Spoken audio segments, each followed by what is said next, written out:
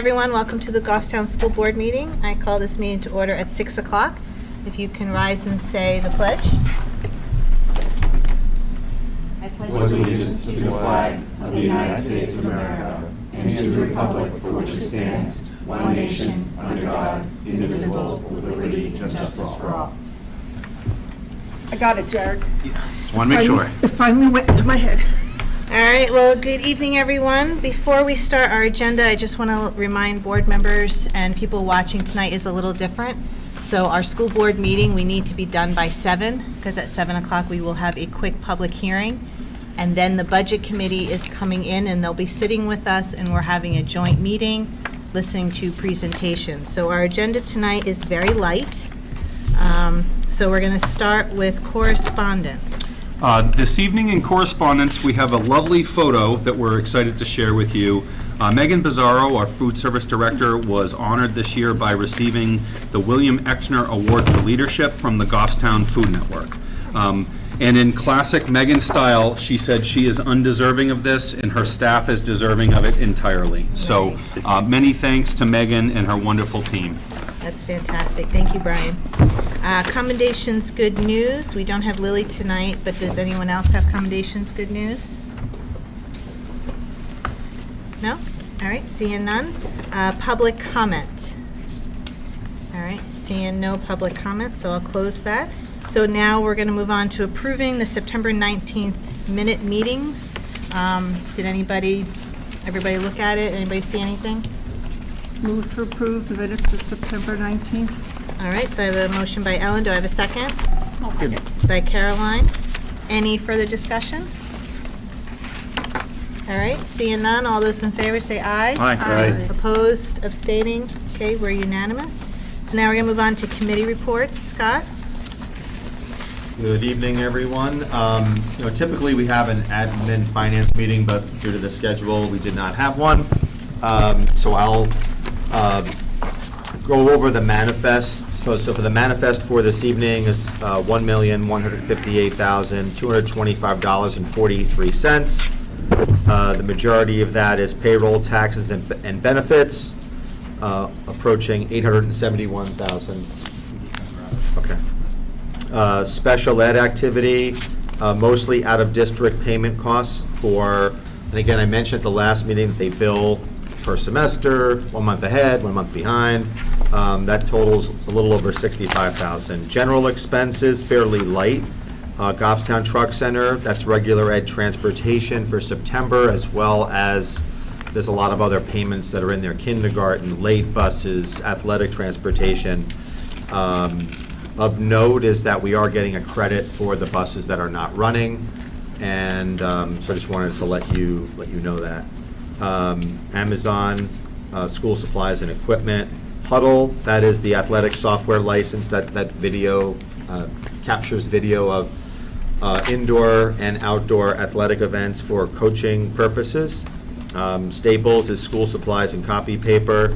More in contracting, that was almost $6,000. And Brian, I don't remember if we ever talked to the board about this, but we had an expansion crack in one of our rooms upstairs, 407. It had no structural type issues, but it had to get fixed. So that was that one. And then we did the tiles last year. Remember last summer? Yeah, the summer before we one. saw some cracking going through. Same area. Yep. Same area. Same yeah. area. Makes sense. And we brought in Structural engineer. We brought in the engineers because we wanted to look at this from a structural Yeah. analysis perspective. And it just conveniently enough was right where that expansion joint. So it made sense that there was some cracking on the sheetrock, but it was all cosmetic. And Cengage Learning is Gale Media Licenses. That's for research databases. You'll hear more about that during our budget presentation. And lastly, food service, that first one, EMSLINQ Inc., that is Titan point of sale software and the installation. That's the new food service ordering platform. And then lastly on that one, Performance Food Service, which is food and commodities for this particular manifest. So, are there any questions on this? Go ahead, Dan. So the MS Link Inc., the POS system point of sale is not just for ordering, it must be for when Yes, the for children sales. come back For and sales. we're selling and going, because that's a pretty hefty price just to order food. No, gotta- it's how we link student accounts. It's considered a Right, point of I sale. wanted to make it more expanded for the public who's Yes. listening and saying, you're using 10 grand just to order food? I'm thinking, no, this is the cash registers, if you want to call it Yes, that, that aren't really exactly. cash registers anymore, they're card registers. Does that make sense? Yes. Thank you, Dan. Go ahead, Jared. And just continuing on that, is that a reoccurring fee that we're going to get? This is a one-time installation? This one, the installation is a one-time, but in there will be an annual fee for Titan. And how much is that roughly? I'd have to Best get back guess is to you. fine. I don't. I have to Okay. get back to you. I don't want to guess. I just don't know. Okay. Megan will be here too. We'll be, or during the budget, we'll be able to ask for that. It's in the budget too. All right, anyone else have any questions? So I'll need a motion to approve this I'd like to make a motion, we approve a manifest totaling $1,158,225.43. All right, thank you, Dan. Do I have a second? I'll second. By Caroline. Any further discussion? All right, all those in favor say aye. Aye. Opposed? Abstaining?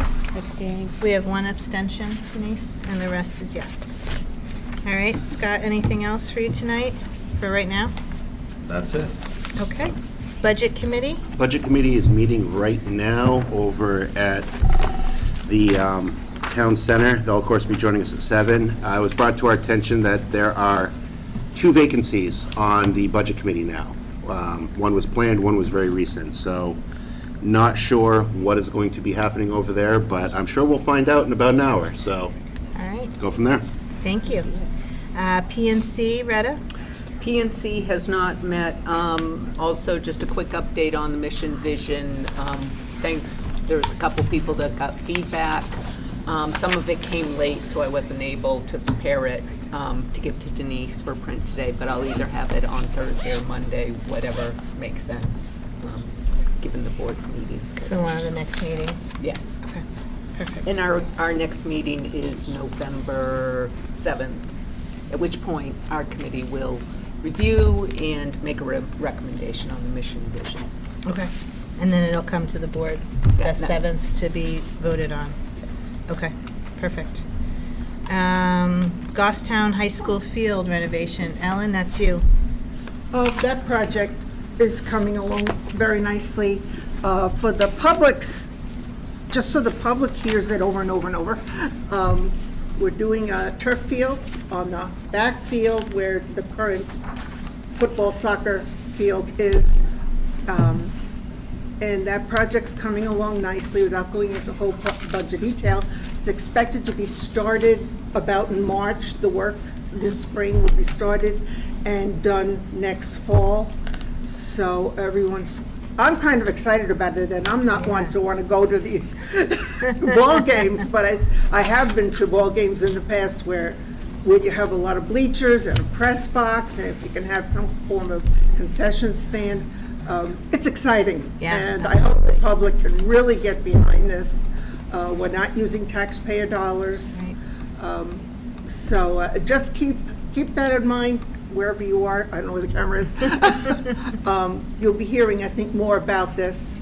And a few members of the committee might want to do a few things, not this committee, the Right. field committee, to maybe use some public fundraising, maybe, with the board's okay, for extra nice things to bring out there as well, to make it even better. So it's exciting to think that this is going to be happening. Absolutely. Do you have another meeting coming up? Do we have another meeting? I think we do. I think I saw it in here somewhere. I can't say it right now, but if I find it, I will tell you. Okay, How's that? I don't know. perfect. Thank you. The stands are always packed at the football games, so. Yeah, Oh, good. no, it'll be good, Very well received, definitely. the way it is now, so Right, it'll be exciting. ongoing, yeah. All right, so policy, we have not met. We will not meet this month, but we are meeting November 14th at 5:30 at the SAU upstairs office. C&E?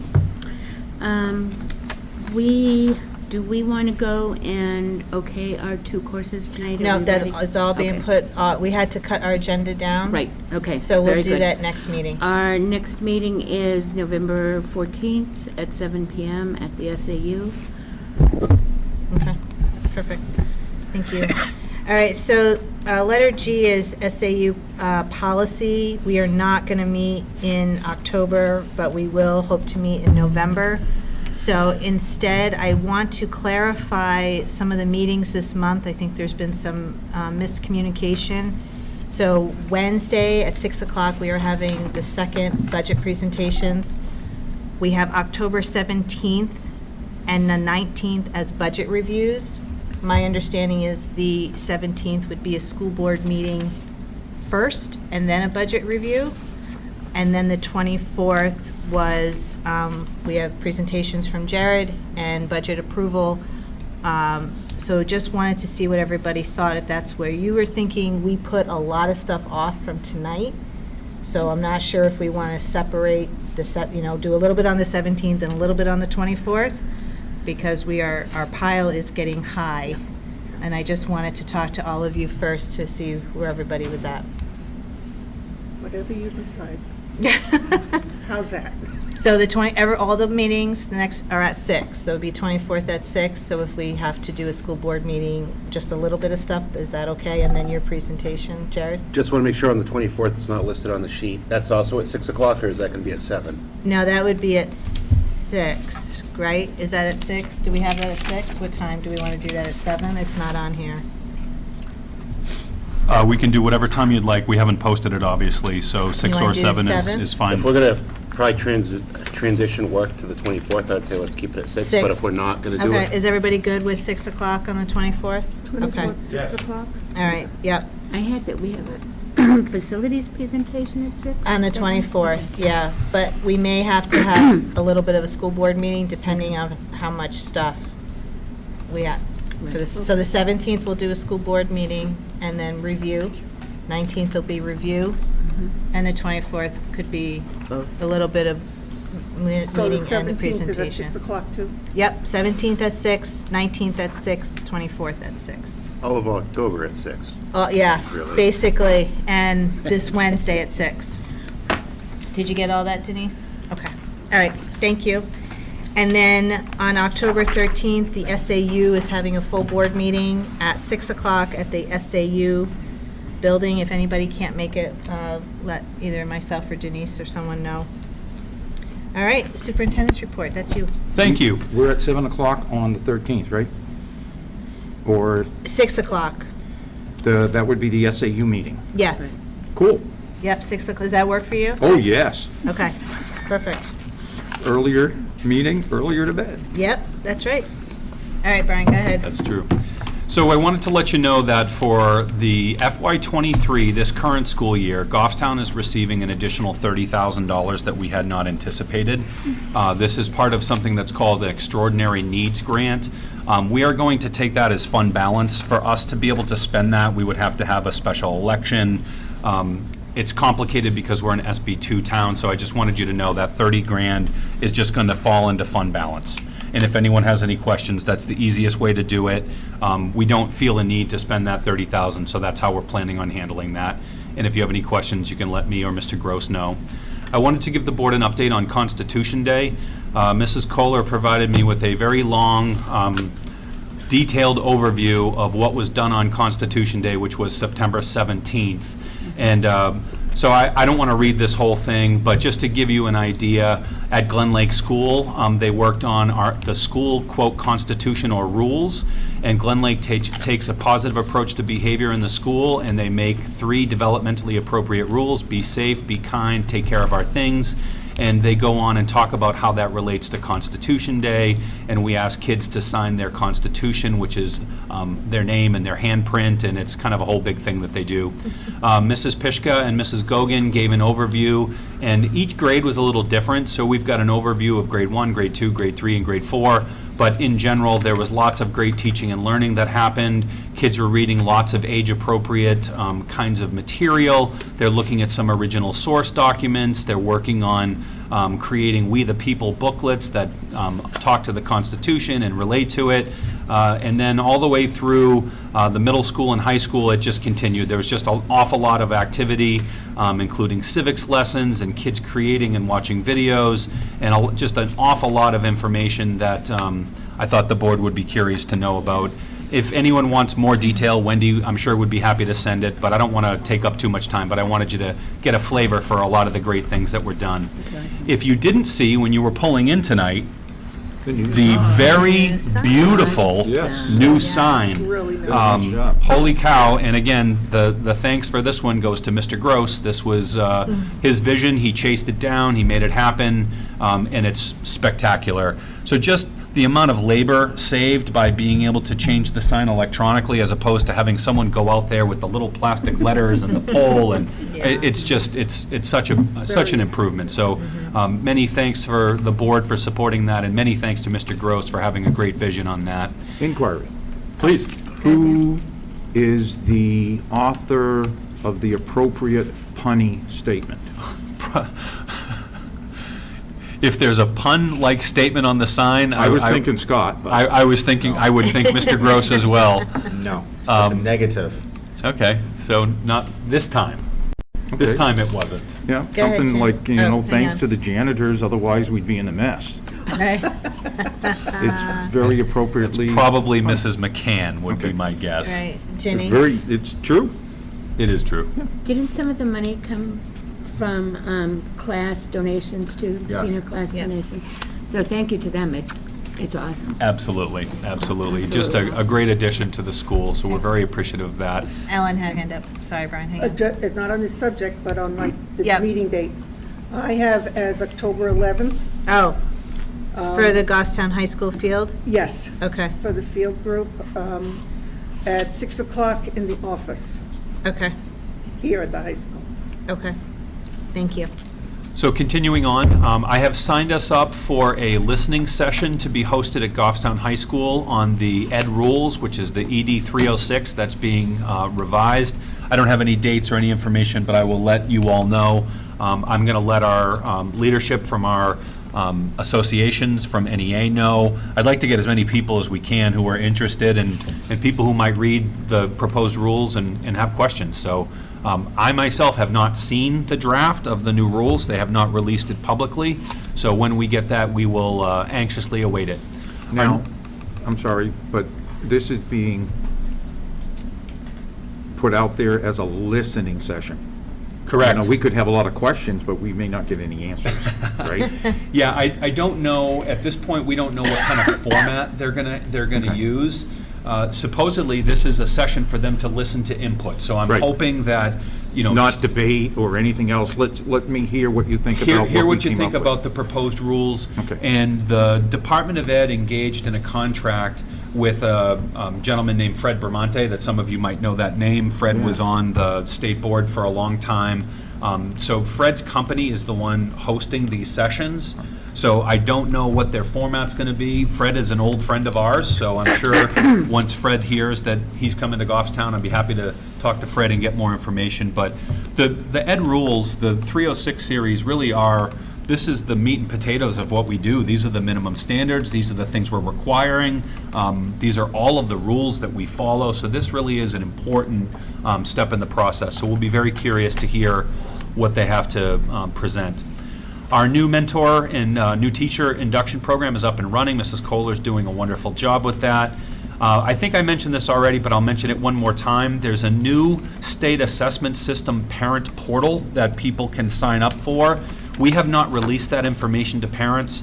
The state assessment was in the spring. We think if we released it now, people might just kind of get confused, like, do I have to sign up for this? Is there a test happening? So we thought we would hold that information until the next assessment round, and when we give out the results for their children, that's when we would tell them, if you would like to create an account and go in and look at your kid's detail in more specificity, you can do that. But at this point, we're not going to give any more information out about that. We thought it would just really be a little confusing to people. Mr. Bourget, who's sitting right over there in the corner, managed to do something pretty incredible. He applied for a grant through IBM, which is a cybersecurity grant, and he is one of 6 school districts in the entire country that have been awarded this grant. So the appreciation to Mr. Bourget and his team for all of the work that they do and have done is substantial. And now, here's Stephen chasing something, and holy cow, if he didn't land it. So sometimes when you throw that hook in the water, you catch the state record fish, and Stephen caught one. So this is up to $500,000 of services. And not to get into a lot of detail, but they're going to provide Stephen and his team a lot of oversight around cybersecurity, and they'll do things like penetration testing for us, and then they don't just identify the weaknesses, they help you come in with a team of experts and build the code to fix them. So we're very appreciative of this. I know that Stephen has sent some additional information to Mr. Cloutier on the technology committee, so if there's anything that anyone would like to know, let me know, and I'd be happy to have Stephen give you updates. Yeah, he's going to come later in the agenda to talk to us about it. Terrific. We have a couple of math updates. Mrs. Kohler has uncovered that some of our materials that we're using at the middle school and high school level at this point have gotten kind of old. So we did the new math program 10 years ago, and at this point, we're finding out that many of the materials are no longer being printed, they're no longer being serviced and supported.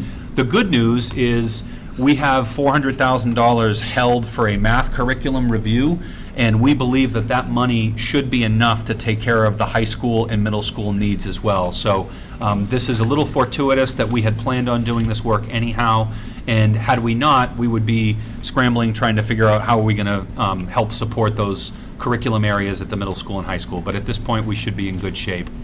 I sent out notifications today to parents on lead testing that we have just completed. I did send the school board copies of that, so the 3 letters that I sent to parents, the board should have received copies. There was a letter for Glen Lake. There was a letter for, we're still waiting on Glen Lake. There was a letter for Maple Ave, there was a letter for Bartlett, and a letter for the high school. And let me talk just a little bit about what this is to share with the board. So we're required to do lead testing, and they just changed the parameters from 15 parts per billion to 5 parts per billion. So with that change, which is fairly significant, we had a number of water samples that came back as being concerning, that they were over the 5 parts per billion. At Maple, we had 12 sinks. These are classroom sinks that are not typically used for drinking water. We don't typically have kids drinking out of those faucets, but we will be replacing all of those. At Bartlett, we only had 1 sample that came back as being greater than the 5 parts per billion, but that fixture is being replaced. And here at Goffstown High School, out of 79 samples, we had 16 that contained the material.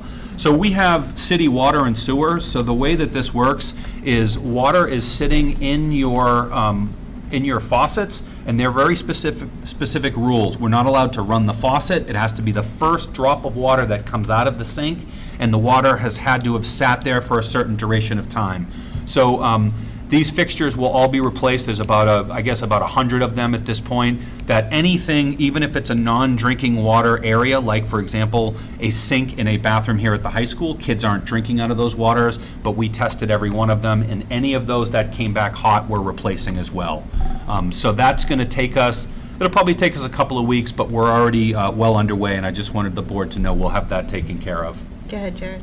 Thank you, Mr. Chair. Is this coming out of a maintenance line item, or do we need to do any kind of budget transfers for these? I think at this point, this will come out of a maintenance line. I think Scott will take a look at. We're getting reimbursement from the state on a lot of this too. But do we only get reimbursement for the faucets themselves? And testing. But we don't, it's not the labor, so. Right, We have yeah, a number but- of our folks that are doing the labor, and we're also bringing in, I think, a plumber or a couple of plumbers to help us get it done faster. But we'll track the expenditures along the way. Is it the faucets themselves that are embedded with lead, or is it the piping that leads to the sink? Randy believes that it's the faucets. Okay. So I talked to him about that. He's not in this week, but I did chat with him last Friday about that. And last year, when it was, the threshold was 15, now it's 5, we replaced the faucets, and we had no, when they retested, we were all good. Okay. So once you replace the faucet, then you have to retest, and Yep. then if you retest and it's still, higher than that 5 Yep. parts per million, whatever. Is it Billion. Billion? Million, right? Then you would have to go explore a little bit further, but that's where we stand on that. Okay. Are they old faucets? They are. Yeah. I mean, a lot of them are. So, I mean, this was fine. It's good for us to replace these anyhow. It's just going to take us a little bit of time. But again, we have city water, so the issue is it's not coming from a well, it's not a contaminated well. It's water that's sitting in these older units. And then when the water sits there, and it could have been sitting there for days sometimes if the sinks aren't used with any frequency, and then when that sample was extracted, it came back as containing the material. So we're taking care of that. And my last one, I wanted to let you know, if you haven't heard, we received notification that there is a plan for a 30-unit condominium plan. It's called the Hemley property on Mast Road, map 5, lots 54 and 54-1. And I believe that they are going to the planning board in October. So at this point, we haven't seen anything beyond the identification of 30 units. We haven't seen how many bedrooms, et cetera. But yet another condo development that has us a little nervous, particularly as we continue to be concerned about our enrollment, most specifically at Maple Ave, but I would say at the elementary level in general. Where are those units? It's on Mast Road. Scott, you know where this one Sorry, is? the Shell By the station. Shell station. Oh, okay. Oh, behind it? Next to it, I think. Or right there next is- to it, they were doing some land stuff Yeah. there. Yeah, I haven't seen Wow, them it out didn't seem to working be on that that, big. but Because between the rail trail and Mast Road, it didn't, 30 units is, Yeah. wow. And further behind that's the power line, so That's what I'm thinking, if it goes, it's gotta go behind the rail trail. Yeah, I would think so, Unless Yeah. it's going up there. But up the hill. that's what. it power doesn't line's matter. Well, It's 30 units, it's 30 units. 30 Yeah. units is 30 units. And again, one bedroom or studio type units probably don't impact us. If they're 2 or 3 bedroom, they will. And we've not seen any indication that these are over 55 or anything like that. So I think these are just general run-of-the-mill condos. So that's all I have this evening. All right, thank you, Brian. Thank you. All right, so there's no old business tonight. Mr. Chair, just a Oh, quick yeah, go ahead. question. Sorry, go Because ahead. we didn't have the opportunity. For the IBM grant, even though that is a private grant, do we need to do any kind of public hearing because of a service? No. Accept it, yeah. Well, so we talked about that, and we kind of debated that. Mr. Gross, your Yeah, so I critique? seek a legal opinion on that. And I talked to our attorney. Attorney said you do not have to have a public hearing unless there is a dollar. The fact that it's services, you don't have to do one. So if we had received any money, any funds, then, but the service and the value of that service, it doesn't require a public hearing. So if they also tried to give us some additional hardware or other items as part of their fix, quote-unquote, if it's a donation, then we'd have to have a public. That's a If different it's, story. if it's over, yeah. Over Okay. 5,000. Over 5,000.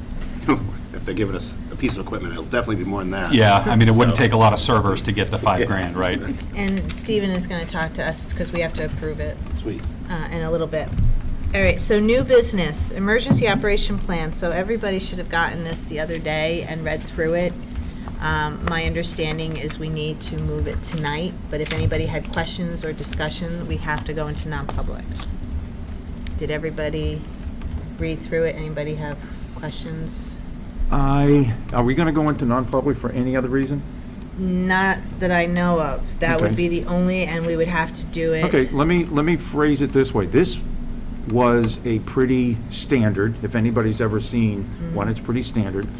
There's one section, though, that was kind of new to me, and without giving away any information, I can say sections, because that's pretty public. Yep. It was the one about drought.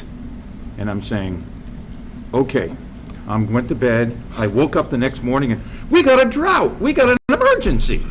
That didn't make any sense to me, but it's there. Yeah, so the plan is very comprehensive. It includes responses to a number of storm-related, environmentally related things. It could be hurricanes, tornadoes, Cyclones. yeah, Floods. cyclones, all of the above. And realistically, you know, it makes sense that our emergency response would include weather. We have a lot of weather events that happen here, and maybe a serious drought may not be the kind of thing that we would think a school would tend to focus on. But remember, these templates are made for across the state. Yeah. And we have had serious weather circumstances in this town over the past 40 years. I mean, Oh, sure. very serious, including flooding. Right. So, And we have to remember, the emergency operations plan is, we sent our children to the facilities, and something has now happened during the day, and we have to put it into place. It's not something that is like just happening, and all of a sudden, the school's taking over. That's not how it works. Right. The town has their own emergency operation plan for that kind of planning. So this would only come into play if we had the problem here while school was in session and had to instigate it, and then it's great to have a plan in order to know what's going to happen. Right. I was talking to Mr. Bourget a little bit earlier about taking some, do we know how many or how much of the FEMA courses that those who are named in the plan have taken or will be taking? Yeah, To so- become familiar with it? In fact, our going back to basics Yeah. this year is we're going to redo them, but we've done the Incident Command 100, 700, and 800. Yep. Those are the series that we Yep. originally have done. They have a number of new courses Yeah. that we haven't taken, so Wendy and I have looked at a few of them that we were interested in. But part of us going back to basics is we're going to go back, we're going to redo those courses. So it's kind of the foundational basis of the National Incident Management System. This is what police and fire all use. We have to speak their language. Oh, yeah. So we have all really worked hard to learn the language of incident command. And, so 100, 700, 800, Okay. those are the big ones Yep. that we did originally. But I think a lot of us, it was a long time ago, so It was. that's part of our going back to basics is we're going to go back and redo those courses. Going through the self-taught The rather self-taught than one, any yeah, kind of so thing. what you do is, what's different now is there's an online final exam that you have to do. Yep. And they do that in kind of a secure way, so I haven't experienced that because we didn't have to do that when we originally did them. But yeah, we'll do the self-paced process. Right. So. It's fun. Go ahead, Ellen. should we have a change in an administrator who is trained in this? Do we have it set up that that new person will also, whenever they're hired, receive that as well? Yes. Okay. Yep. All Yep. right, so if we're all good to not go into non-public, I'll entertain a motion to accept the EOP. I'll make that motion. Okay? And this is, it says for Bartlett School. Yes. So let me Go ahead. explain Yep. that. We wanted to have one plan. I wanted to have one plan that was all the schools in Goffstown. The state requires us to have a site-specific plan for each building. So instead of having one, we gave you that one because that's a representative sample. Yep. Each one is, slightly different. We have to have different information about the location of the school, et cetera, but the plans are all the same. There are a few exceptions. There's information that we're required to have that pertains to athletics. That doesn't pertain to Bartlett. That only pertains to the middle school and high school where we have competitive athletics. But apart from that, the plans are identical. Generally speaking, what additional things were for athletics? Is just if students are in, or there's a big... Yeah, so there's actually a new law that went into effect this summer that requires us to have emergency actions around athletics. So think about the kinds of things that could happen. It could be a student Yeah. being injured, Yep. how you're treating that, some of those types of things. Okay. But that was new for us. And part of the reason that we're trying to get this new template approved is there were a number of changes that went into effect this summer. And instead of taking our old plan and making it compliant with the new requirements, it made sense for us to start over, adopt the new plan that already meets all the standards. So instead of piecemealing something together that we had like patches, so I had to have a patch for athletics, I had to have a patch for all these other things. So instead of having, this like 10 different item appendix, we thought, let's just put the effort into starting over. The template just came out this summer, so the timing was perfect. We hadn't done it in a while. So that's what we put our efforts into. And then the next phase of this is we'll do training with all of our staff. And then after that, we're going to have training for anyone who's going to use our facilities. So anyone who makes a facilities request under policy KF, we expect them to have a certain basic understanding that, what do I do if there's a fire alarm? What do I do if the school goes into lockdown? So at least the person who is submitting the request to Mr. Gross that they're going to use the facilities, at least somebody has to have enough knowledge that they know what to do. And we have had instances in the past where groups using our facilities did not know what to do. So this will be a new piece that we're doing some training. And then the last piece with respect to emergency operations planning that I would share is we have a small group that has been working on an anonymous reporting mechanism so that we say to people, see something, say something. And I had a parent ask me this summer, I thought it was a wonderful question, and I very much appreciated that she asked me. She said, Mr. Balke, that's great, but what am I looking for and how do I tell someone? So that really got me thinking, and so that's what we've been working on. So we'll have something done pretty soon. Mrs. Kohler's been a part of that. We've had a group of administrators along with some first responders who've been working on that. But again, kind of going back to basics for us has a lot to do with emergency preparedness. So Dan, you want to go ahead and do The your motion stands. Okay. Do I have a second? All right, so Ellen, Denise, did you get that motion? Not really, Dan only said is, what do you want to say in the motion? What I had said earlier, I move to approve the EOP as presented. And we can say as a basis, we saw the Bartlett one, but according to the superintendent, they're all likewise, Right. except the addition of some, So as presented. that would work. Yeah. Okay. You got that? Succinct, and that's Yep. unusual for, All thank you right, for the any help. further discussion? Who seconded, I'm sorry? Ellen seconded. All right, all those in favor say aye. Aye. Opposed, abstaining, we're unanimous. Thank you. Thank All you. right, so staffing. So for staffing, we have a number of notifications which do not require the board's approval. We have a leave of absence, we have a long-term substitute. Mr. McCann will be at Maple Ave. He is slated to be there all year, so he has been at Maple Ave thus far this year, and he'll be moving into that classroom for the remainder, almost the remainder of the year. We have a number of observers, 1, 2, looks like 6 of them. We're very excited to welcome a new group from St. Anselm College who will be at Bartlett for approximately 6 weeks.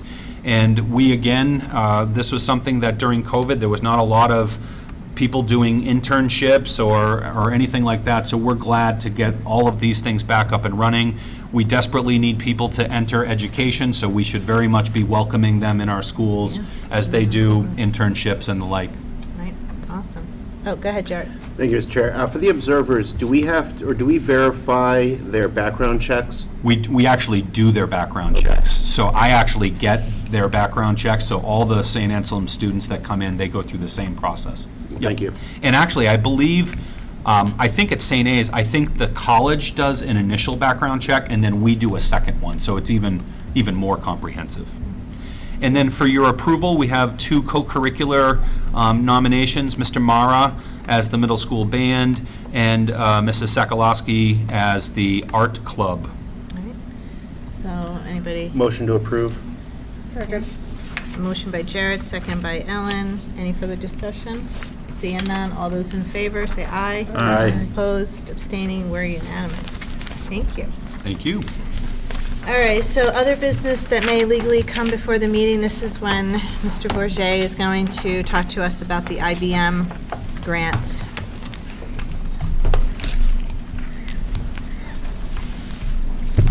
Okay, so every year IBM opens up for nonprofits, which could be a church group, a school, any 403B nonprofit organization in the U.S. to apply for their cybersecurity grant. The cybersecurity grant is a services-only grant. To quote the language of the letter, its estimated value is up to $500,000 USD for services and expenses.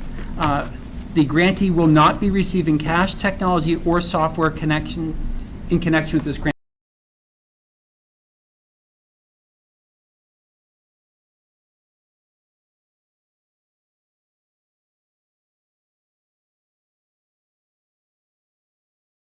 ransomware.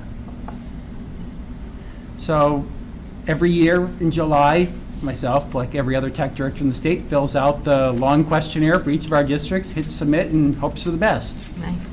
I got an email from them at the end of August saying that Gosstown was selected as one of the finalists, and as of September 27th, we were approved as a recipient. That's wonderful. Does anybody have questions? Go ahead, Jared. Thank you, Mr. Chair. As part of the process, I imagine that we have to sign an NDA with them or something along those lines if they're having access or gaining access to our information, especially around some personal information. Is that accurate, or what's kind of the contract language we need to have? So we did, I'm happy to share with you the statement of work and the other piece of the agreement, but yes, we did have a general terms and conditions with the grant. They don't actually touch any of our systems that have the sensitive data in them. So they're not going to touch eFinance, they're not going to touch PowerSchool, they're not touching those systems. They're focusing more on our external access and then internal protections against ransomware. So they're looking at things like, are our clients getting updated? Is our infrastructure working? What do we need for assistance to get that into play? Are our external systems secure? Using the publicly available tools to pull them, those types of pieces. May I Good. follow up? Just thinking about it, and I'll rely on technology to really flesh this out, but I would think if they're updating anything in our code base, they may have the ability to We get some have to access. touch that. We have, okay. They are assisting my staff. So they're hands-off keyboard.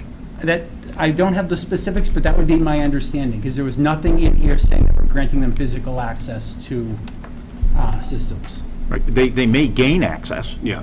Because that's what we're having them do. Find the loopholes, find the holes. And once they find a hole, they'll document it and then give Steve and his team the solution of closing those holes. Steve and them will do it, and if they have time left, they'll try to get back in. So is it possible for them to get student data? Absolutely. But it would be possible for anybody with the smarts to do it, to get it as well. And we don't have an NDA from them, so we're not giving them permission to go in it, and they're not targeting it, if that makes any sense to you.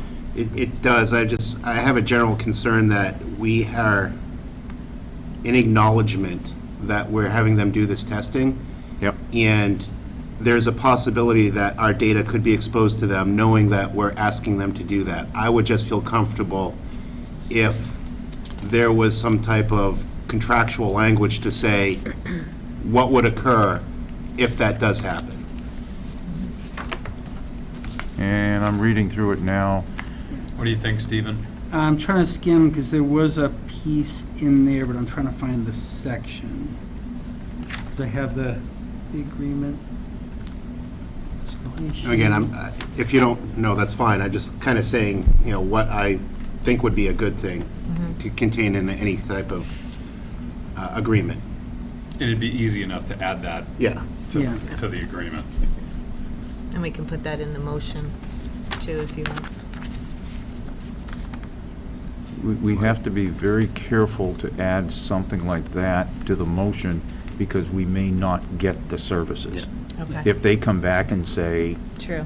you know how the Right. lawyers get together. Yep. Everybody's gotten together right now, and they kind of agree to this. This is what they have for standard terms. And we're looking here. Dan, it would be on the last page, agreement for exchange of confidential information, technical information exchanges. You know what's number? It's the 2-page document that they sent. I'm on the 10-page one. It's not the 10-page, it's the 2-page. Yeah, all right. And can you just give a highlight of that, Stephen? I'm trying to find the passage, you have to give me a second.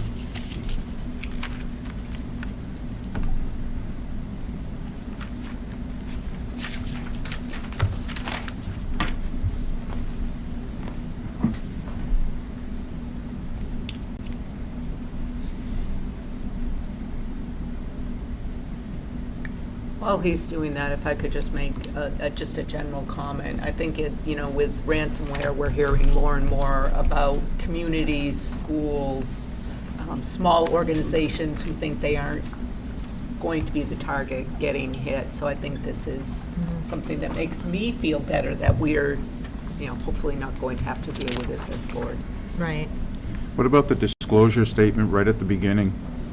Information disclosed orally or not marked with a restrictive legend must be identified as confidential at the time of disclosure. Each disclosure of information is subject to this agreement for 5 years following the initial date of disclosure. So there's someplace in there. So basically what Steve will have to do is tell them basically what is confidential and what not. And there are still federal laws surrounding all of this stuff. If you're even a good guy trying to go a hole and you see that information, if you don't stop right away, you've got, it doesn't matter what the agreement is, if you could be subject to prosecution. I know that there is language in there specific for, this is all governed by the applicable state laws and the laws of New York, which I guess is where IBM's central office is out of for the agreement. So I know it is covered there, and I know that FERPA does apply to everything they look at. And again, there's no intention to give them access to anything that has sensitive, Okay. any of those systems. Are you good? As defined, yeah. I Okay. just want to make sure that Make sure. we voice it and we Yep. understand it and we acknowledge and move Absolutely. forward. If you'd like, Jared, I can send you a copy of the Please, agreement that would be afterwards for great. review. I'm sure everybody would want to actually read it. Sure. Okay. Sounds good. Thank you, Jared. All right, any other I'm sorry. questions for Steve? All right, so you need a motion accepting this grant? Who would like to do that motion? Or this services. Okay, go ahead. I think that's what it is. I'll make a motion, we accept the, I'm going to read the page.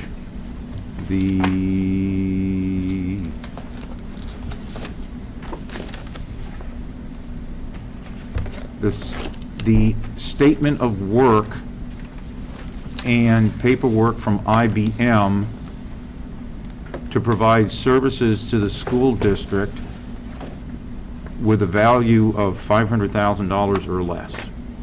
Did I cover everything? I think so. I mean, in their letter of agreement, they refer to this as a security preparedness grant of consulting services through the IBM Service Corps. I like that. That's what I wanted to say. All right, sounds good. Did you want to include the 500 or less and then what you just said? Dan? Denise is talking to you. Do you want to include what you just finished saying along with his? Yes, Okay. all of that would be great, please. I'll second it. All right, Ellen seconds. Any further discussion? Okay, seeing none, all those in favor say aye. Aye. Opposed, abstaining, we're unanimous. Thank you very much for that. Thank you, Stephen. All right, is there any other business? Okay, we have no non-public, so I'll take a motion to adjourn. Motion to adjourn? By Jared, do I have a Second. second? By Dan, all those in favor say aye. Aye. Okay, so we're still on camera and microphone. We have a public hearing in 10 minutes, so if anybody needs to take a break, you can.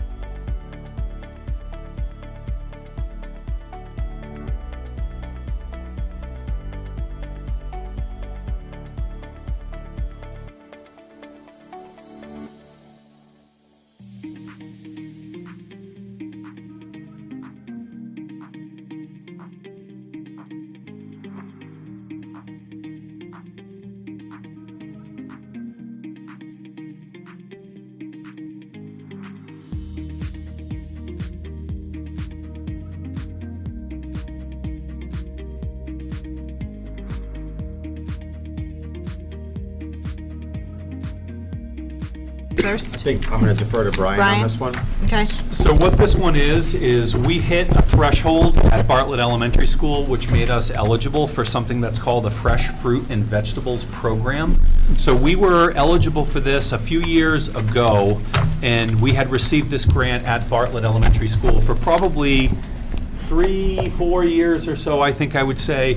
And essentially, this provides funding for fresh fruit and vegetables. It's exactly like it sounds. So a variety of different kinds of vegetables and different kinds of fruit, and it ends up being available to all the kids at the school for free during their snack times. So, for example, you would think that these kids wouldn't eat it, but they do. So parents, I will tell you, your kids do eat vegetables at school. It may surprise people to know that, but it's a lot of, fresh kinds of things. So it's, kids might get a little cup of pea pods or red pepper sticks or kiwi or something like that. So it's nice, high-quality fruit. This is a good thing for kids. We're glad to accept this. Okay. Any board members have questions? No? All right, so we'll need to approve this in this public hearing Move tonight. to approve the, what do they call it? Fresh fruit and vegetables grant for Bartlett. All right? Seconded. Thank you, Ellen. Oh, Jared, second. Any further discussion? Inquiry. Yes, go ahead, Dan. Brian, I mean, is there a dollar amount associated with this, or is it just, So we received an amount of around $30,000, but I think it depends on what we receive for fruits and vegetables, but that's an approximate. so what we just did, since the IBM Services Award we received is not money, it's just services, these are goods, but it's not cash, but we still have to have a public hearing? This is a reimbursement, so you do have to have a Thank public you. hearing. That's where the tie Yep. is. Right. Got it. All right, thank you, Dan. Go ahead, Retta. And this is just for Bartlett. This is just for Just Bartlett. Bartlett. Yes. Anyone else? So I have a motion, I have a second. No further discussion. All those in favor say aye. Aye. Opposed, abstaining? We're unanimous, Denise. All right, any public comment on this public hearing? Okay, seeing none, I'll Move close to that. adjourn. Move Oh. to adjourn by Ellen. Oh, Can I sorry. ask you a quick question? Sorry. Go ahead. Is it local? Like, is the fruit and vegetables local? Not necessarily. We kind of Depends what they can get locally. Yes, Ellen, Move go to ahead. adjourn. And do I have a Second. second? By Dan. All those in favor say aye. Aye. All right, so we are done with our public hearing. So now we are having a joint meeting with the Budget Committee to hear budget presentations from some of our administrators. So I will call this meeting to order at 7:03. If we can all stand and say the pledge, please.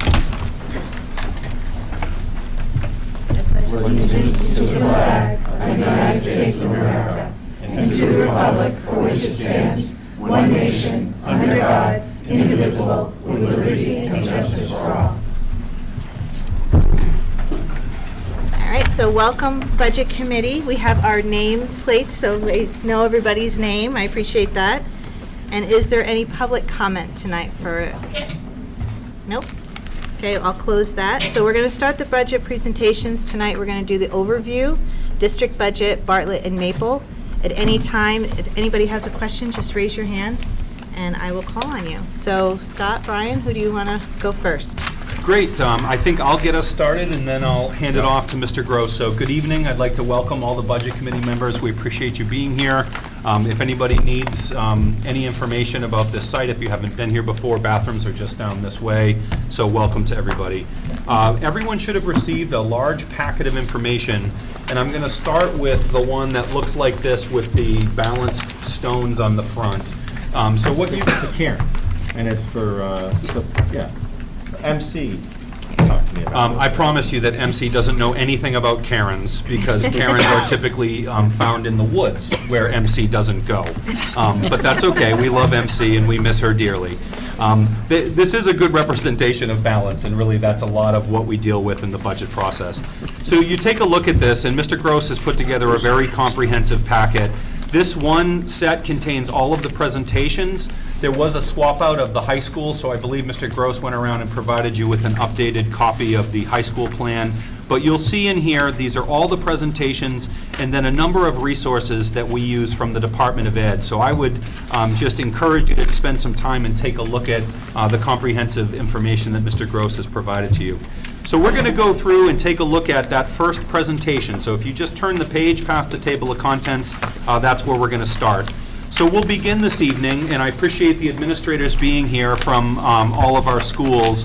So the administrators are here, they're ready to present tonight and on Wednesday. So we'll have presentations this week on the 3rd and the 5th. The school board will then conduct the remainder of their reviews on Monday the 17th and Wednesday the 19th. And we would be hoping that the school board will be at a point of approval of the budget around October 24th, and then the budget will be officially delivered to the Budget Committee.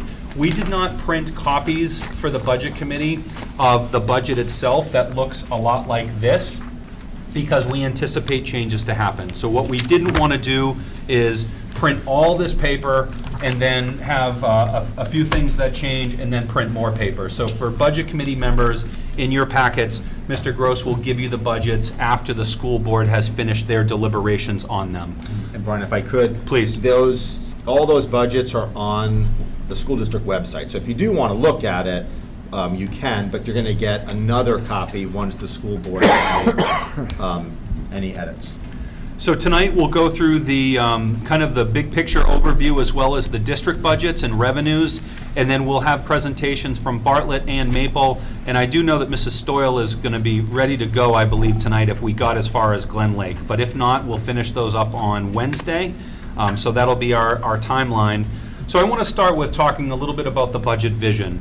So this year, when we started the budget, which, Mr. Gross, we started in kind of the July time period, and by August, we were solidly into this. So we begin our budget process quite a ways before the budget would actually go into effect. So there are certain limitations. We're budgeting out over 18 months, but we do the best we can with the information that we have at the time. So this, the budget vision for this was really a focus this year on going back to basics. So we have tried to promote as much normalcy as we possibly can, and that ranges from having kids go on field trips, to having assemblies, to having concerts, as many things as we possibly could to kind of return from a post-COVID, in a post-COVID environment, and really focusing on high-quality instruction, teaching and learning. That's the heart of what we do, and working with teachers to make sure that we have high-quality instruction happening in our classrooms. We need to make sure that our staffing allows us to recruit and to retain staff. You have all likely heard about many of the challenges that public schools have had. Just this summer, the community next to us, the Bedford School District, had a big article that was in the Union Leader that they had 75 open professional positions that they couldn't fill. We are in very, very good shape, with the exception of a part-time foreign language teacher and our perennial challenges with hiring things like speech and language pathologists. We're pretty much fully staffed. So we have a couple of openings for paraprofessionals, but for professional staff, we were very fortunate. We had a good hiring season, and I think that has to do with us having a favorable contract when the voters approved the last teacher contract. And I would like to think overall just being a good quality school district with a nice climate that promotes teaching and learning. So we continue to provide safe and clean schools and work on proactive maintenance and planning for our facilities. We'll talk about the capital improvements plan as we go through this, but we have a very extensive capital improvements plan that goes through all of our buildings as well as our technology infrastructure. I'm sure that, I think that was in... It's in the packets for the school board, and then I'll provide that to the budget committee when you get your final packets as well. Nice. Thank you, Mr. Gross. So I'm turning the page now, and in terms of priorities, we're looking at focusing on remediation and enrichment as well as unfinished learning. So some of the outcomes of the pandemic, people have likely heard that we've seen math scores drop in kids. We have put a number of resources, including tutoring, including some class size reduction that we've done at Mountain View to try to focus on mathematics. But we know that our kids have lost grounds academically, and we know that many kids are struggling with their own mental health and social emotional learning. So these would be the kinds of things that will be our priorities for the year. Take care of the mental health needs of our kids, social emotional learning, and this year we're implementing the Signs of Suicide program beginning at the middle school grades. And we've done training for all of our staff SAU-wide. Mathematics, I've already mentioned. Schoology. I would like to talk a little bit about Schoology. If you haven't heard that name before, Schoology is a comprehensive learning management system that is integrated with our student information system. So you might have heard of a platform called PowerSchool. Schoology is a learning management software platform that aligns and integrates with PowerSchool. This is our first year implementing Schoology, but think about if you were taking a class at a university, there's an online component, that would be this piece.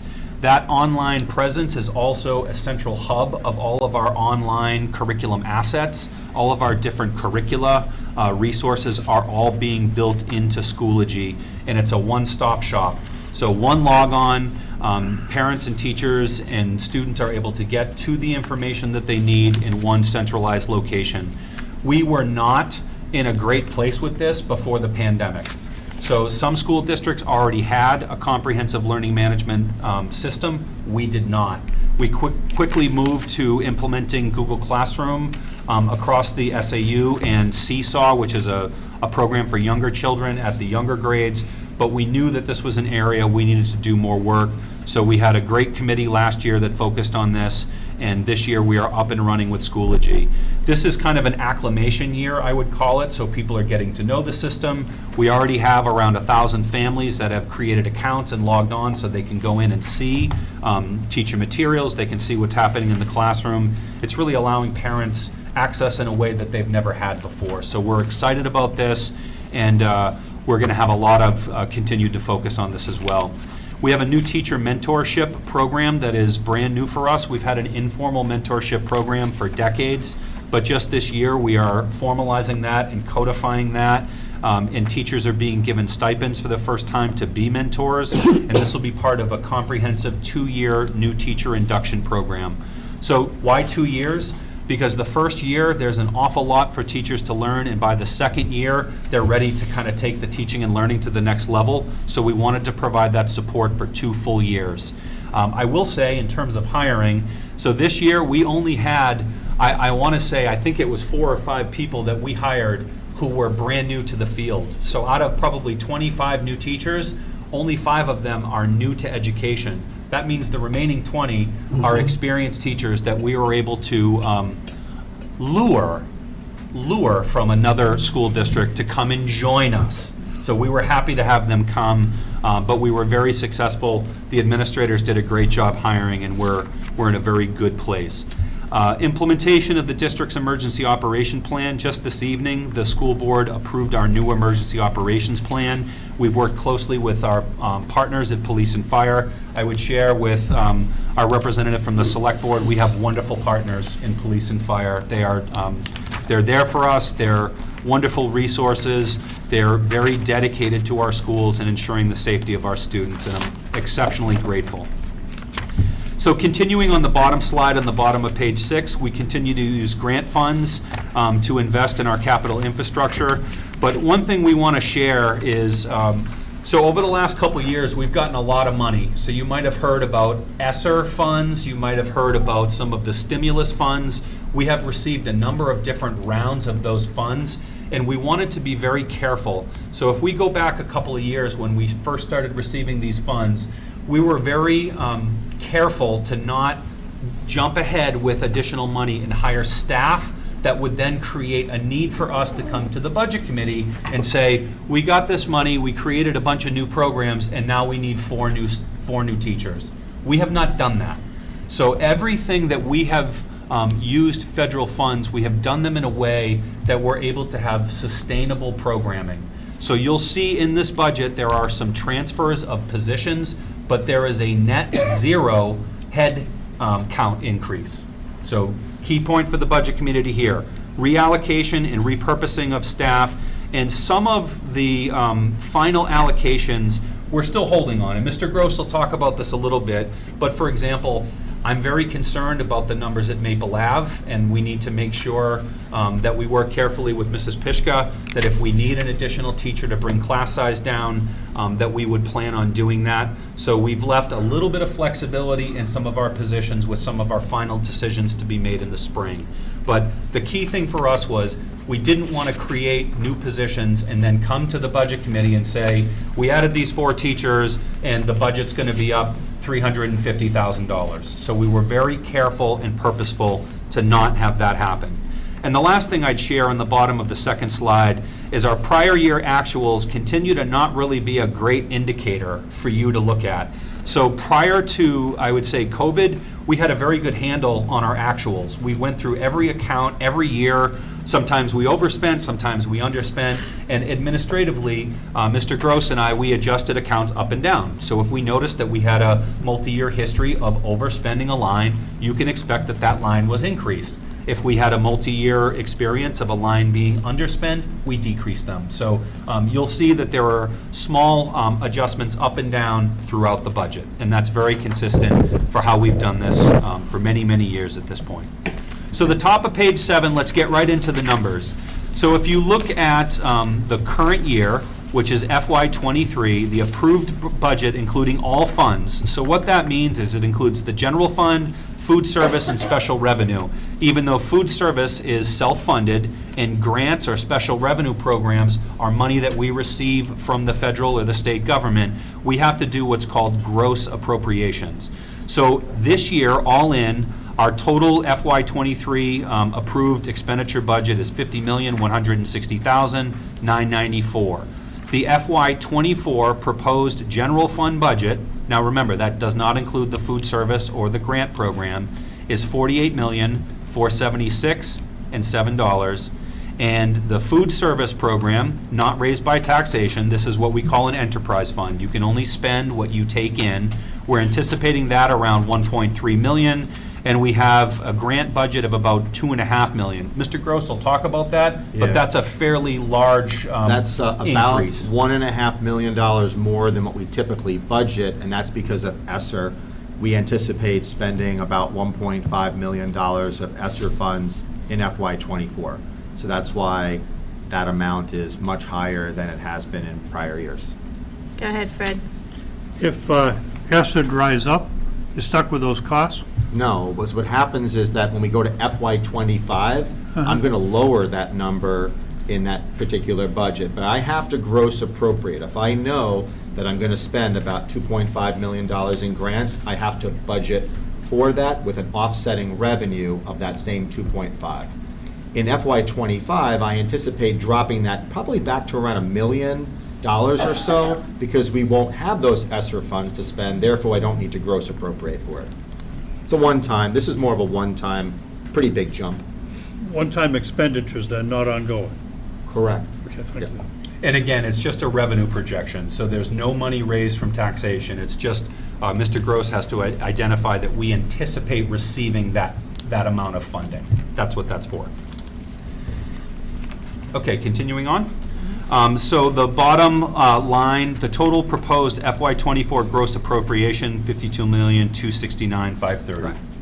Right. So then if you go down and take a look at the proposed general fund, the current year, which is FY23, and I would just share with the budget committee because you have some new members, it's important to remember the school district is on a fiscal calendar that goes from July 1 until June 30th.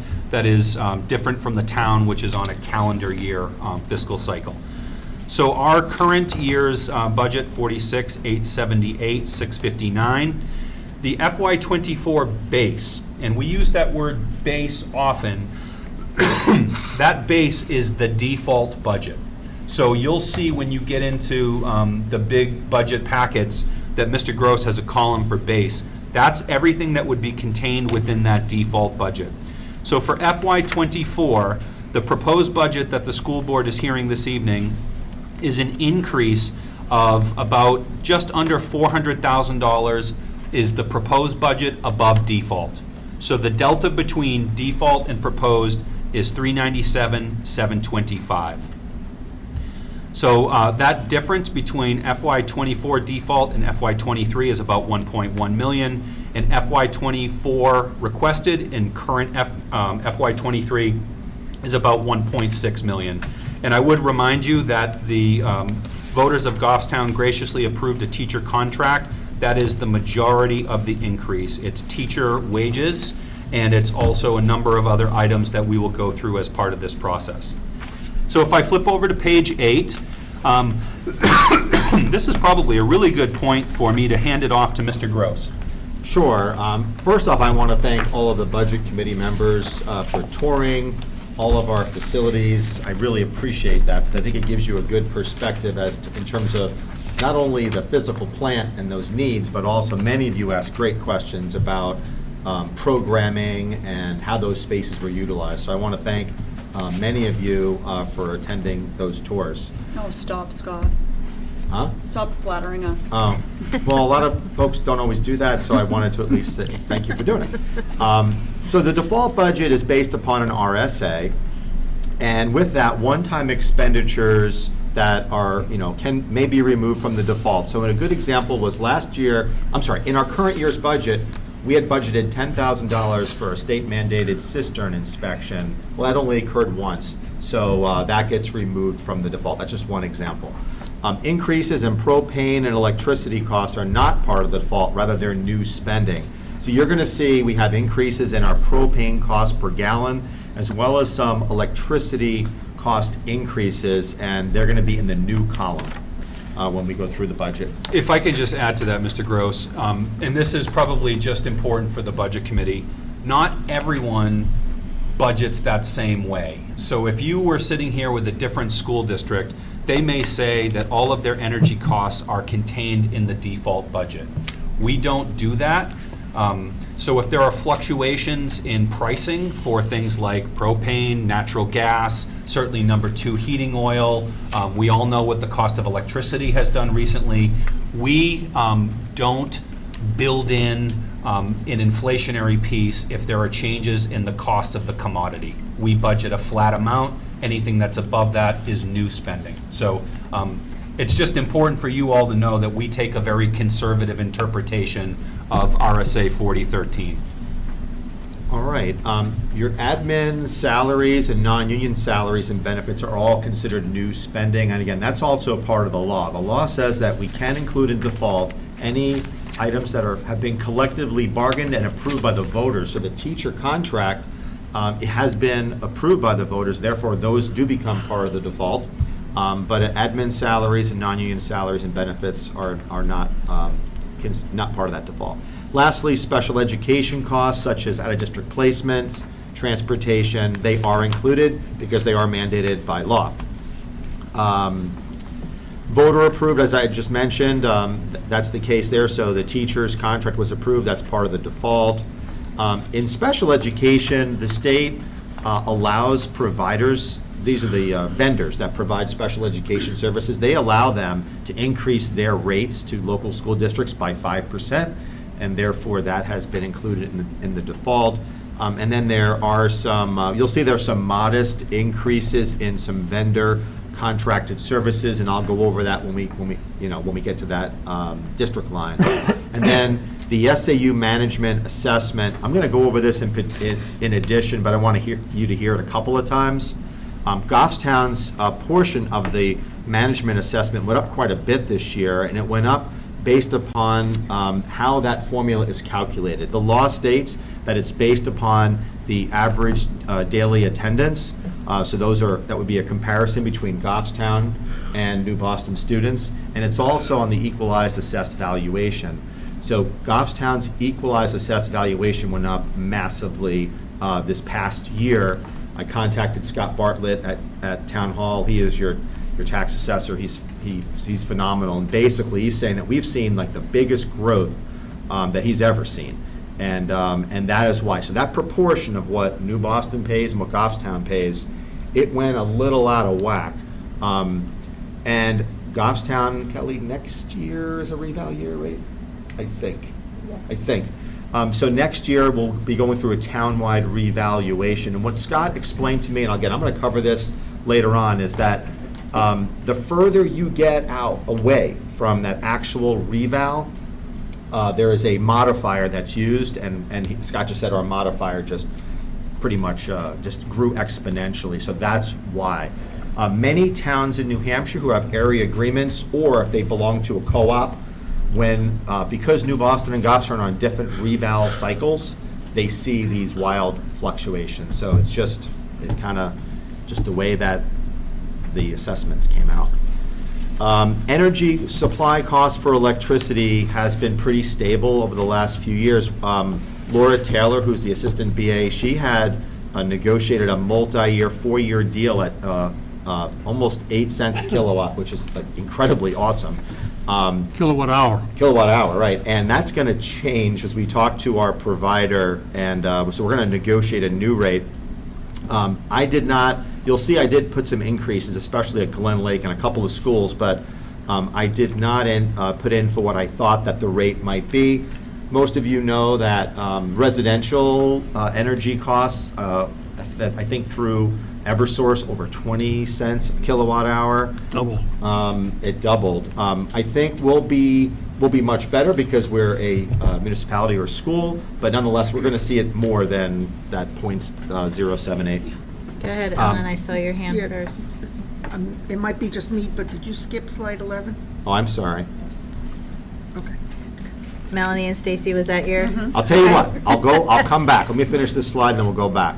Propane costs have gone up 9%, so we were able to negotiate with our current provider, Dead River, so it's going to go up to $1.71, and we purchased a 2-year future, so we're going to have some known stability, I should say, for the next couple of years. And again, we'll take a look at electricity in the FY25 budget. So now going back, health insurance is always an interesting thing. So Kate, who's our HR director, she had budgeted the increase at 6.5% for health insurance and 1% for dental, and that's based upon a 10-year average. We should be getting our GMR in the next week or two. And just for the budget committee's purposes, a lot of times we'll present a budget with all these numbers, GMR comes in, and if it goes up to 8%, we gotta then rearrange, we have to advise the board, and sometimes that changes. Guaranteed maximum rate, Yep. GMR. Thank you. Yep. So that's basically the most that we would expect the rate for the insurance to go up. I will tell you, I have a little bit of a fear that this year, the 10-year average is not going to be enough. I hope I'm wrong, but we'll find out in November. And last but not least, New Hampshire retirement system, there was a slight decrease in the rates that they are charging for FY24 and 25. If you'll remember, those of you in the budget committee a couple of years ago, the rate went up, and it was like over $500,000 whack to the school budget, and same thing on the town side. So it was slightly reduced, again, from 14.06 to 13.53 for employees, and teachers went down from 21.02 to 19.64. So that helped mitigate, when salaries increase, obviously your retirement increases, but it did mitigate it some. So that's some good news. Transportation, in this budget, I did increase, we have contractual obligations with both our providers for 3% increase. In the area of special education is where I did add that. I did not increase our regular education transportation simply because we're getting credits right now, and I didn't think it made sense. We are contractually obligated for 22 buses. We're not running 22 buses, but if they get enough bus drivers, we would have to run 22 buses by contract. So that number is in there. But again, for the last 2 years, we have run 17 to 18 buses. So just so you know there. As the superintendent stated, we are repurposing a lot of positions within the district. So one of the things that you're going to hear about is the high school. We have an alternative education program that was housed at New England Sheet Metal, I think that's what it's called. And that program is now back at Gosstown High School. So we're going to be repurposing about 3.5 employees. 3 of them are teachers, and one of them is a half-time tutor, and those positions are going to be repurposed. And really, that's really what our goal is, to try to, we have needs in some of our elementary schools, and we're looking to shift some of these positions there. And also, the high school, some things have changed as well, and we're going to repurpose, positions. So again, it's going to be a staffing neutral in terms of that. And that was a conscious decision when we did all this ESSER funding. There was, at Bartlett, for an example, we had a special education teacher that was 2 years funded on ESSER grants. This year, one of those high school alt-ed positions is going to be swapped to keep that special education teacher on. And then another example of one is at Glen Lake School. When we added that modular classroom, we added quite a bit of square footage, but didn't add any custodial support. So part of that is we're using a half-time FTE from that alt-ed program, the tutor, which will then be shifted over to Glen Lake for that additional custodial support. So those are just a couple of examples of kind of what we did. I think having worked on both the school and the town budget, this is one where there is a lot of movement within the school system. And there's always like 2 or 3. This year there's like 8 or 9. So there's a lot more. But I just wanted the budget committee to know that it's not uncommon for the school to move resources around where the greatest need is, but this year was just a bit more than what I've seen in the past. I want to talk a little bit about revenues for a second. And we do expect, obviously, a revenue increase from New Boston, as their tuition charges are based off of our budget, and since our budget went up, they will be paying more proportionately. New Boston has seen very weird fluctuations in their attendance as well. So at the elementary school level, they had proportionally more students, a reduction at one point, Brian, they were almost at 600. They were about 580 students. And now they're down to the low 5s. So, and with that, next year, I think we're seeing a big bubble in terms of New Boston kids coming to Mountain View. So that's another thing that changes a lot, depending upon, I think, Wendy, what did we say, 20 more kids or something? I believe it's 96 coming in. We normally see around 80. Yeah, so it's those are some of the things that happen.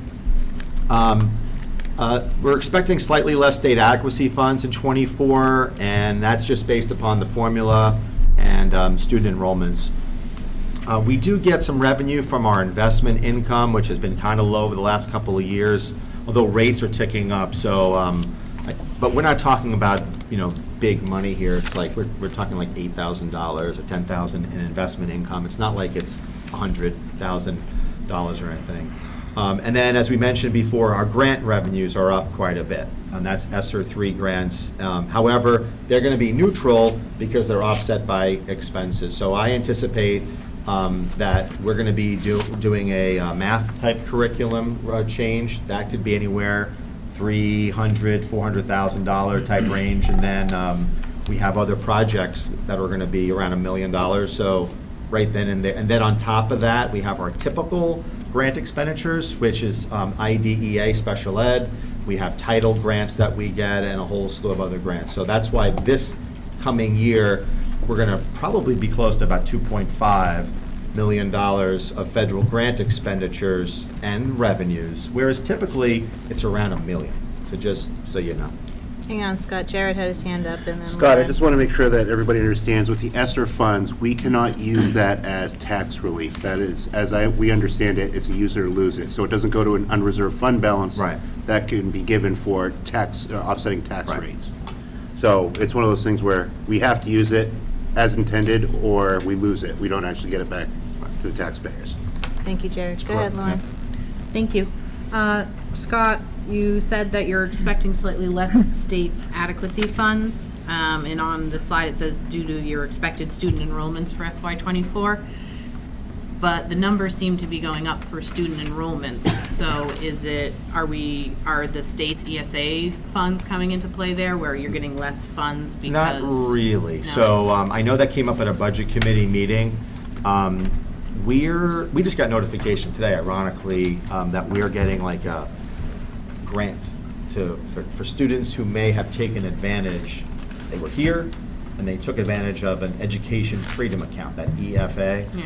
I think it was $2,000. So it's like It was one. less. It was like one. It was one kid. One kid. One kid So, that actually left it's district. not a huge thing. I think people have heard a lot in the news or the newspaper about, the governor or somebody, or the education department had predicted it would be a certain value of dollars. But it was really, that was for existing, people that were already in private schools, already homeschooled, who took advantage of it based upon those income requirements, but not a ton in terms of departing Gosstown School District and taking advantage of that. So I just wanted everybody to know that. I know Joe Alexander, I think, asked that question. Go Can I ahead. follow up? Thank Yep. you. So you're not expecting less funds. I understand you didn't get a, I think it's that 30% sunset. Yep, Yeah, was what exactly. that money was, but you're not expecting less funds due to like an overdraw of the education Right. trust fund from the Yes, state. right. Thank you. Yep. We're good? Anyone else? No? Okay, go ahead, Scott. So, you want this one? You can take this one. Do you think it's a good idea, though? What? You want me to do it? Well, so they may not know. It's probably a good time, if you're new to the Budget Committee, for you to learn that your superintendent has a massive issue with how we fund education in the state of New Hampshire. Fundamentally, the decisions that we have to make from a budgetary perspective, the reason we have to do all of this is because the way that we pay for education in this state is not appropriate, it's not sustainable, and it has lots of flaws. So if you look at the top slide on page 11, in 2004, base adequacy was determined at $3,390 per pupil. I want to take you back and give you a little bit of history on this. The 2004 adequacy was an outcome of the Londonderry lawsuit. There have been a number of lawsuits over school funding. You've all likely heard about Claremont 1, there was a Claremont 2, there was a Dover case. The Londonderry case was one that the state Supreme Court found that it was the legislature's job to define, cost out, and pay for an adequate education. So if you go back to that 2002, 2004 time period, there was a committee that was formed by the legislature to define the cost of an adequate education, and the cost that they came up with was $3,390. I will tell you, in 2004, that was not remotely enough to provide an adequate education, but 19 years later, that amount went from $3,390 to $3,786. So in 20 years, the amount of money that we receive per pupil went up $400.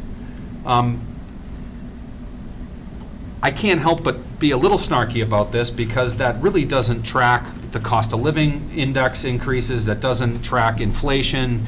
And so basically, we get a fraction of what it costs to educate a child in this state from the state in terms of revenue. We get $3,700 as base adequacy. We get a little extra money if students are free and reduced. So that's differential adequacy.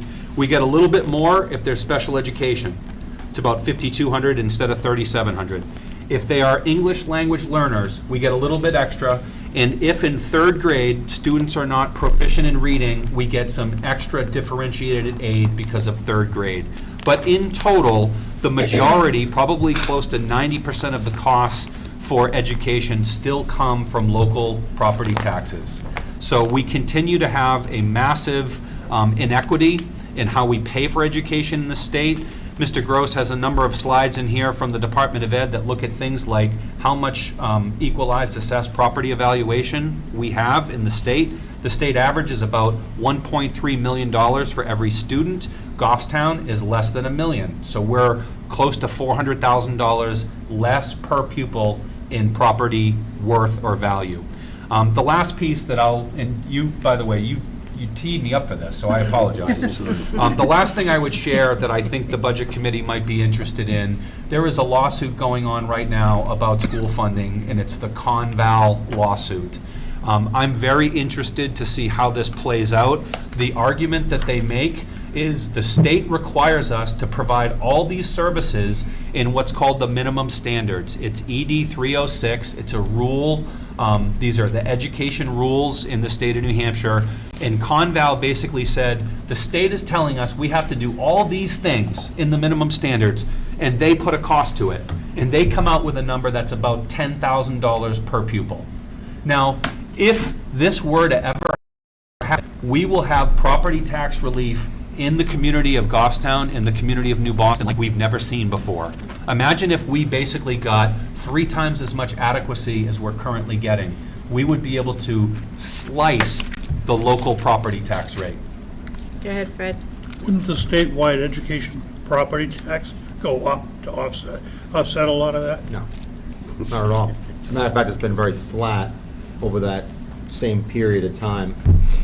Like We're almost talking nothing. swept? Yeah, swept. Yeah, almost Yeah, nothing. so swept, Because the state only has so much money. So if it has to spend more, it's going to raise it somewhere.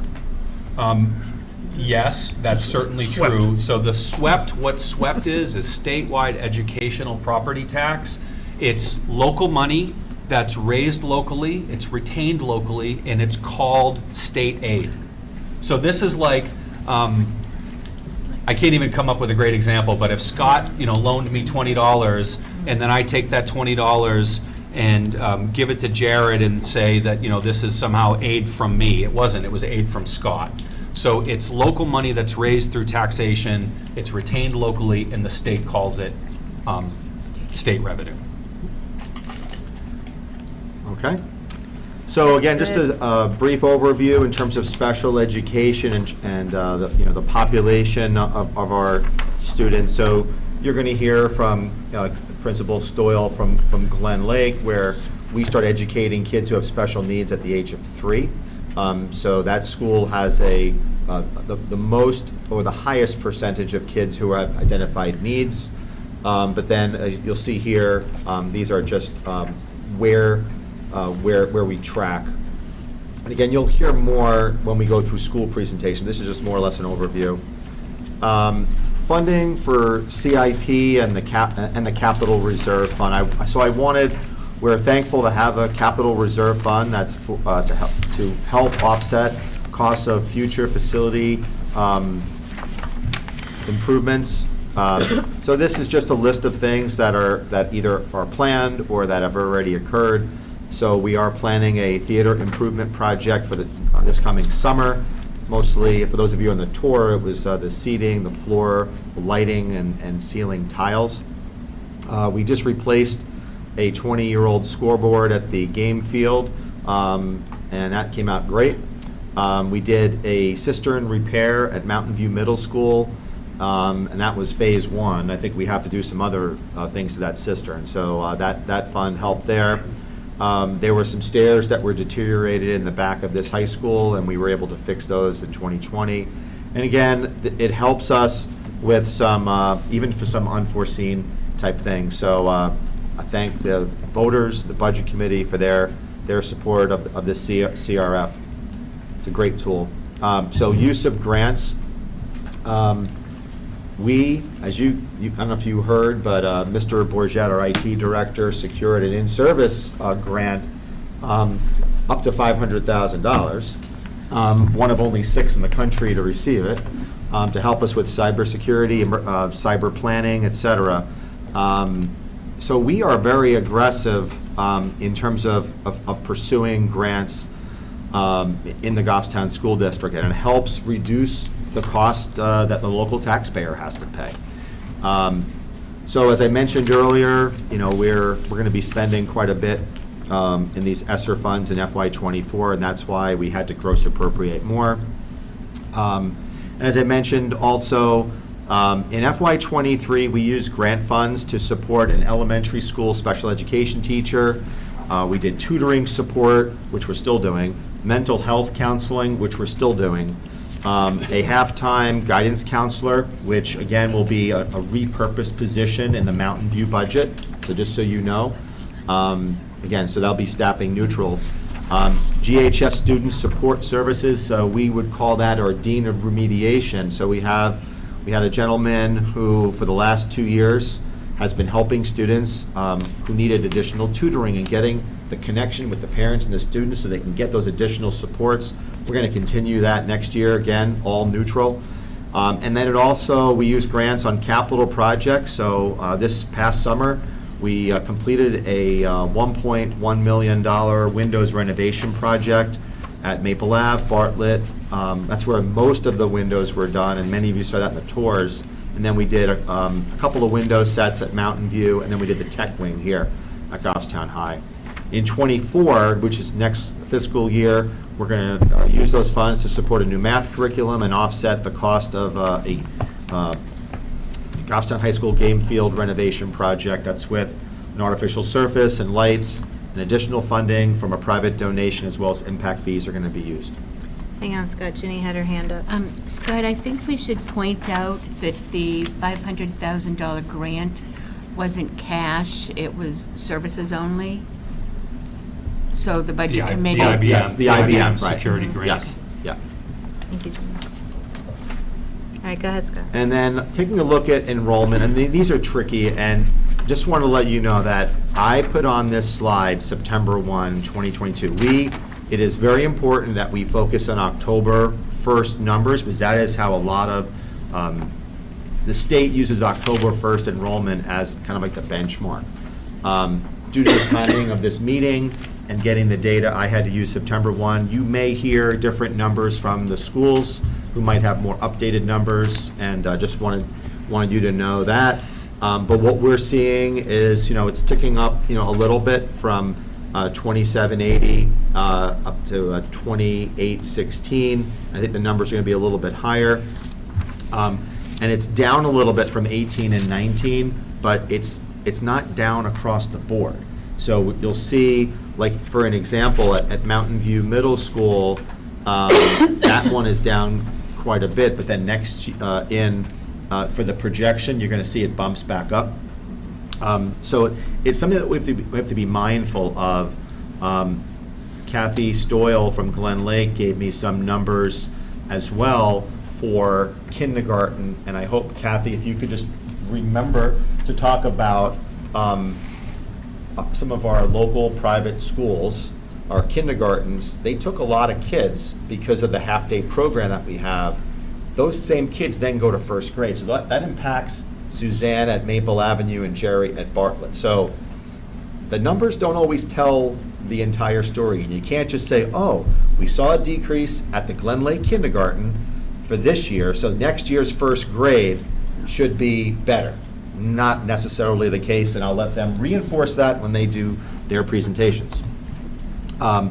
Projected class sizes for next year, and really the big one is Maple Avenue. I mean, that one just like jumps right out, and that's why the superintendent stated that, we have to be nimble, and we might have to repurpose a position for another teacher there to keep class sizes. In the back of your packets, I took the average class size in the state, and I kind of colored it for the ones that were at or above ours. And so you can see, for the most part, like, we have higher class sizes than a lot of other schools in the state, I would also add to that, another piece that makes it tricky at Bartlett and at Maple Ave is these are old schools, and they have small classes.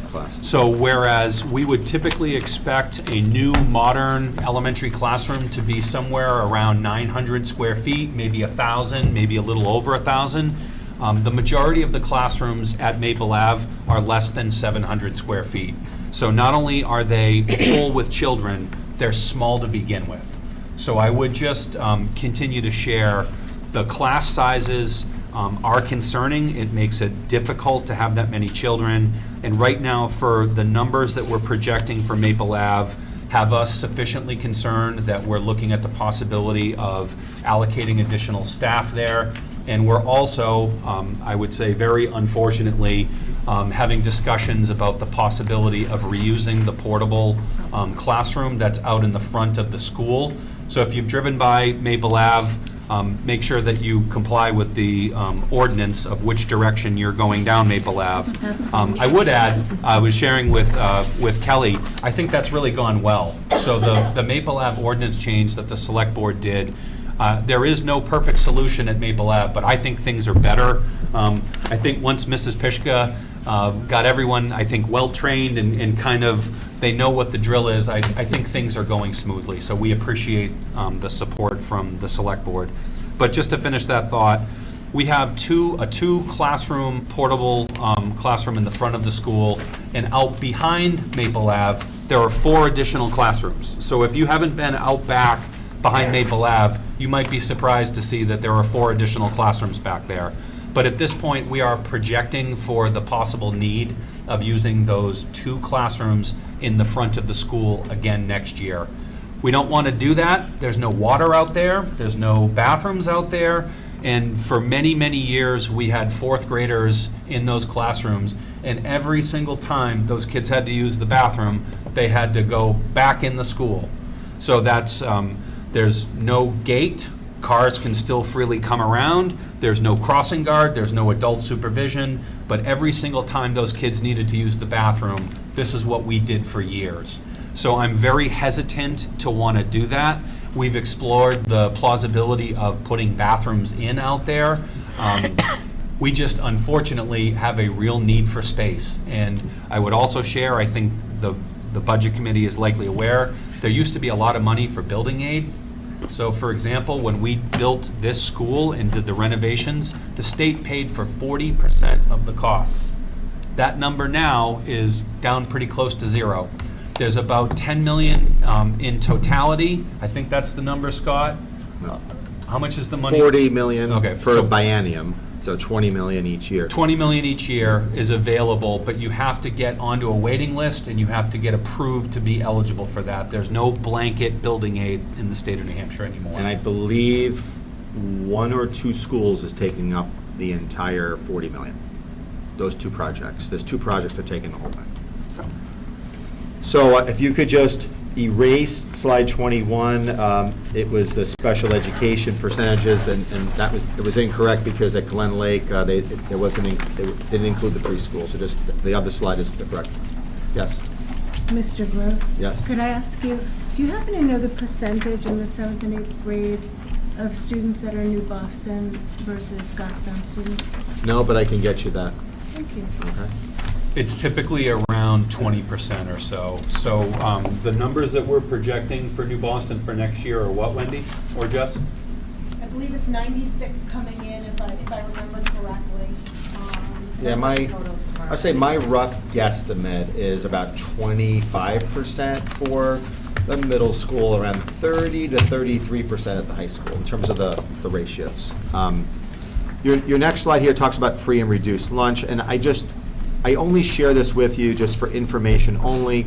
Free and reduced lunch is part of our adequacy aid, and one of the detriments of the free lunch program over the last couple of years is people didn't have to fill out the forms.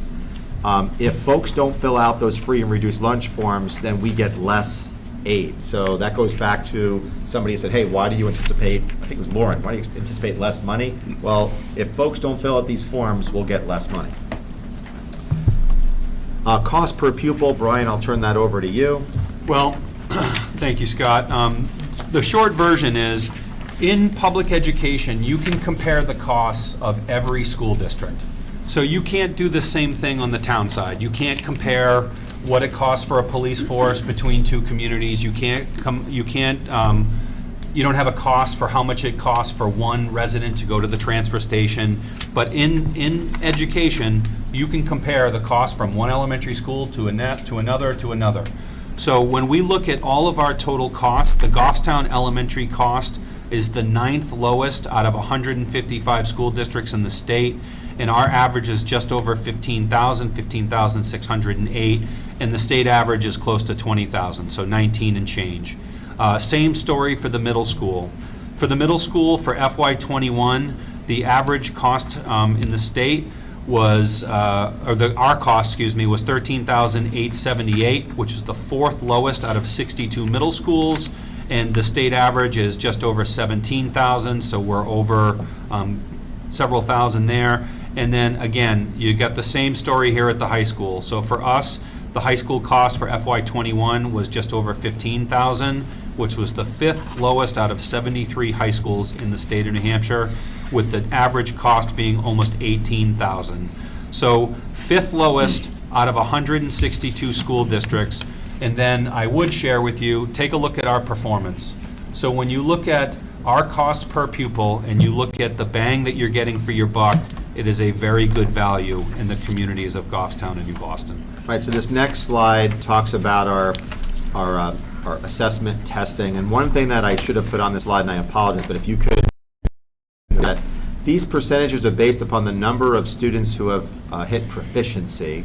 And what you see here, and I probably should have also put the state on here, but typically we perform better than state average. But you're seeing in 2020 there was no testing that was conducted, and then what you saw in 2021 was the impacts of kind of COVID, and so at the different schools you'll see that look at math at, say, Bartlett is a great example, went from 25% proficiency up to 55%, and pretty much got back to that pre-COVID type level. That's not to say that everywhere everything is all roses, because obviously you can see from some of the data, and I'm sure the principals will speak to it, that we have some catching up to do with our students, thus some of their requests for just different positions, et cetera. So we're trying to do the best we can with the resources that we have. But with that, you'll hear more about this when the principals do their presentations. Good, Frank. Scott, how are they defining proficiency in those numbers and that metric? So the way that is it's typically the scores are a 1, 2, 3, or a 4. So 3s and 4s would be considered proficient. So students that receive a 3 or a 4 on the state assessment. So that's not in comparison to other kids, that's just the score on the test? Yeah. Yeah, and typically when we use this, we do, as Scott said, we compare ourselves to the state. So, and you'll see more of those. For example, if you look at the next slide, these are high school SAT scores, and we're comparing Gosstown to the state. That's typically how we do it, and Scott's right. We're usually, I would say in all areas, we're typically a little above the state and sometimes a little more than a little. And again, just gave you these as kind of reference. And, I think, this is the same slide I think I've had since I've been here, but I do believe it's true, and I don't think we should change it, that, education is an investment in our future. Our children are our future. And I think when you take a look at the cost per pupil and the types of opportunities that we provide our students in our community with academic offerings as well as the co-curricular experiences at a cost that is by and large significantly lower than the state average. I think that's something to be proud of here. And again, we do that as trying to be as mindful of the money that is spent. So with that is more or less the overall picture. And certainly I'll lean on the principals when we go through their budgets for more specificity on things, but I just want to give you that overview. Scott, we didn't give a percentage of what the budget is up. It is in their packets. Okay, I just wanted to get that because I know that wasn't it just under 4%? Yeah, well, I'll tell you in a second. The new spending was roughly 0.8% of the total budget that were requested for the default. So new versus default is up 0.8%, but year over year, I don't have the number. So the default budget, comparison to the current year's budget, is up 2.56%. Jared is correct. The difference between the proposed and the default is 0.85%, and the proposed budget over the current year budget that we're in is a 3.41% increase. And again, that's in your materials. I have a question for you. Yep. I know we were talking about Schoology. Are the forms for the free and reduced lunch on the Schoology platform for parents to fill out right when they log in? Yeah, they're not, but maybe they could be. That's an interesting thought. We have to get more parents kind of signed into Schoology, but down the road, that might be a good way. We've tried everything we can to let parents know, and I should share, and I make no policy statement in saying this, every surrounding state chose to continue to offer free lunches to kids. So the state of Massachusetts, Vermont, Maine, they all made the decision that they thought it was, when we had that funding from the feds during COVID, those states chose to continue that because they thought it was good for kids. Those states also pay for an adequate education already. So that's clearly not the case in New Hampshire, but it's unfortunate, and I think that there are a lot of families that benefited from that free lunch program. Yeah, the one thing, Samantha, is that the free and reduced forms, if they weren't this year, they're going to be next year. They're going to be part of what's called our e-registration process. So there have been in the past, there was like all these forms when it went in the beginning of the school year. Now it's all electronic, and the free and reduced applications will be part of that. And that's something that we're going to be doing, going forward. And that e-registration piece, which we've had for a couple of years now, is very helpful because we don't have to do double entry. Before the paper forms go out, you spend $5,000 or $6,000 to $7,000 in postage. Then you got to get the same thing on the way back. People don't fill them out. Then you have to rekey everything back into the system. So the e-registration allows it to be more, a big time saver for our administrative staff. I'm going to go over. Oh, sorry, you have any more questions? Go ahead, Stacy. Thank you. You talked a little bit about the ESSER, some of the ESSER grants going to the game field renovation project. Yeah.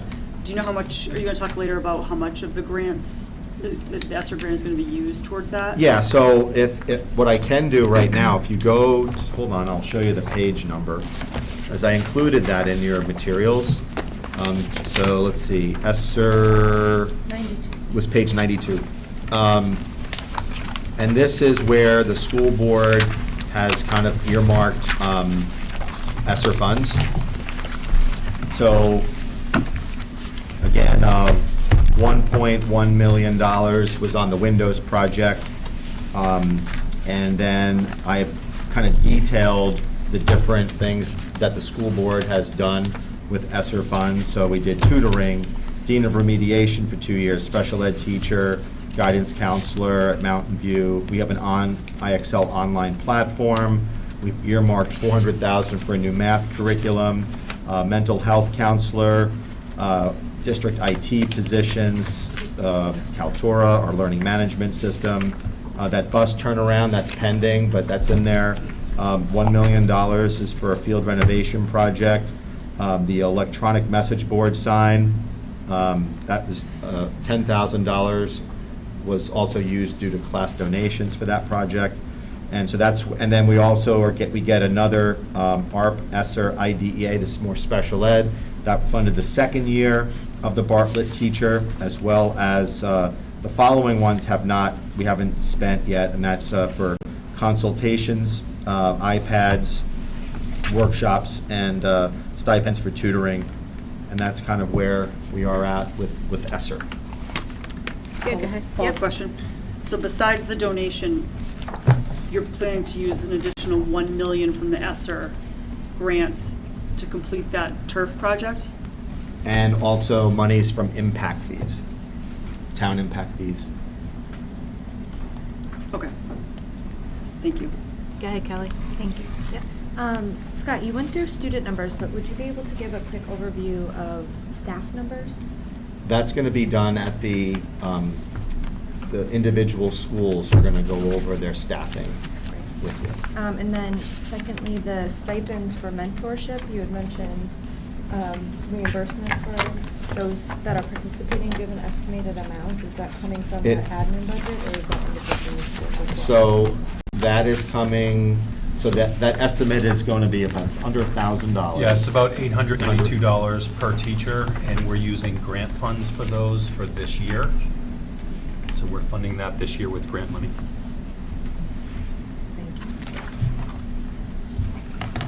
Any other questions? All right, good. so I'm going to keep going. One large component of the overall general fund budget is that of the school district. And I'm going to go over what those components are. So transportation, that's for your regular ed and your special ed transportation. And by law, we also have to provide transportation for homeless students. It includes a lot of information technology, maintenance, as well as athletics management.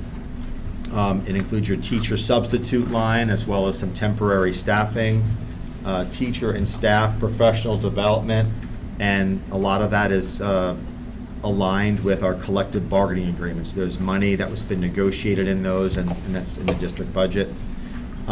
Most of your special education services that deal with out-of-district placements and consultants are in the district line. That's one of the areas of using independent or contractors. We've had really difficult time finding like a speech pathologist or a behavioral support personnel, and so therefore we've had to use contracted service. So that's why, that's why it's in the district budget there. English as a English language learner services, ELL, summer programming. What you're going to see when you look at the actuals, we didn't have summer programming for 2 years due to COVID. We had a very hard time getting staffing for summer school. We have summer school for, it's called extended school year for our special education students. We had to focus on that to get the staffing there. But we've remained hopeful that starting next summer, we'll be able to have more of a traditional summer school. It includes your school board, your elections, the audit, and then SAU and legal services. Administrative salary pool, retirement stipends are contractual, and you'll see a decrease this year. We had a lot of retirements last year, and then our projected retirements are about almost half of what we experienced last year. Services, programs, and testing, and then we have some town of Goffstown services as well. So we're very fortunate, I brag about this relationship all the time, but the relationship between the school district and the town of Goffstown is phenomenal. And when I talk to other business administrators, this type of relationship does not exist in the vast majority of towns in New Hampshire. So the fact that the town helps us with Parks and Rec services, and then in lieu of that, we allow Rick and others to use the gyms, and the fact that DPW plows, and this just simply does not happen in other communities, and they go out and they pay privately for some of these things. So we are, I think we're very blessed to have a phenomenal relationship with the town. We also get support for Gosstown Television. With that, we think it's $5,000 that we provide to the town as a revenue to help cost share for Goffstown TV and Parks and Rec support. So I want to leave it at that. So district budget, as you can see, this current year is at $10.6 million. Our default is 10.5, and our new spending is almost 210,000. And I'm going to kind of go over with you shortly, it's mostly Steve Bourget, so I know Steve's here. You might get some questions, Steve. It's a lot of IT stuff.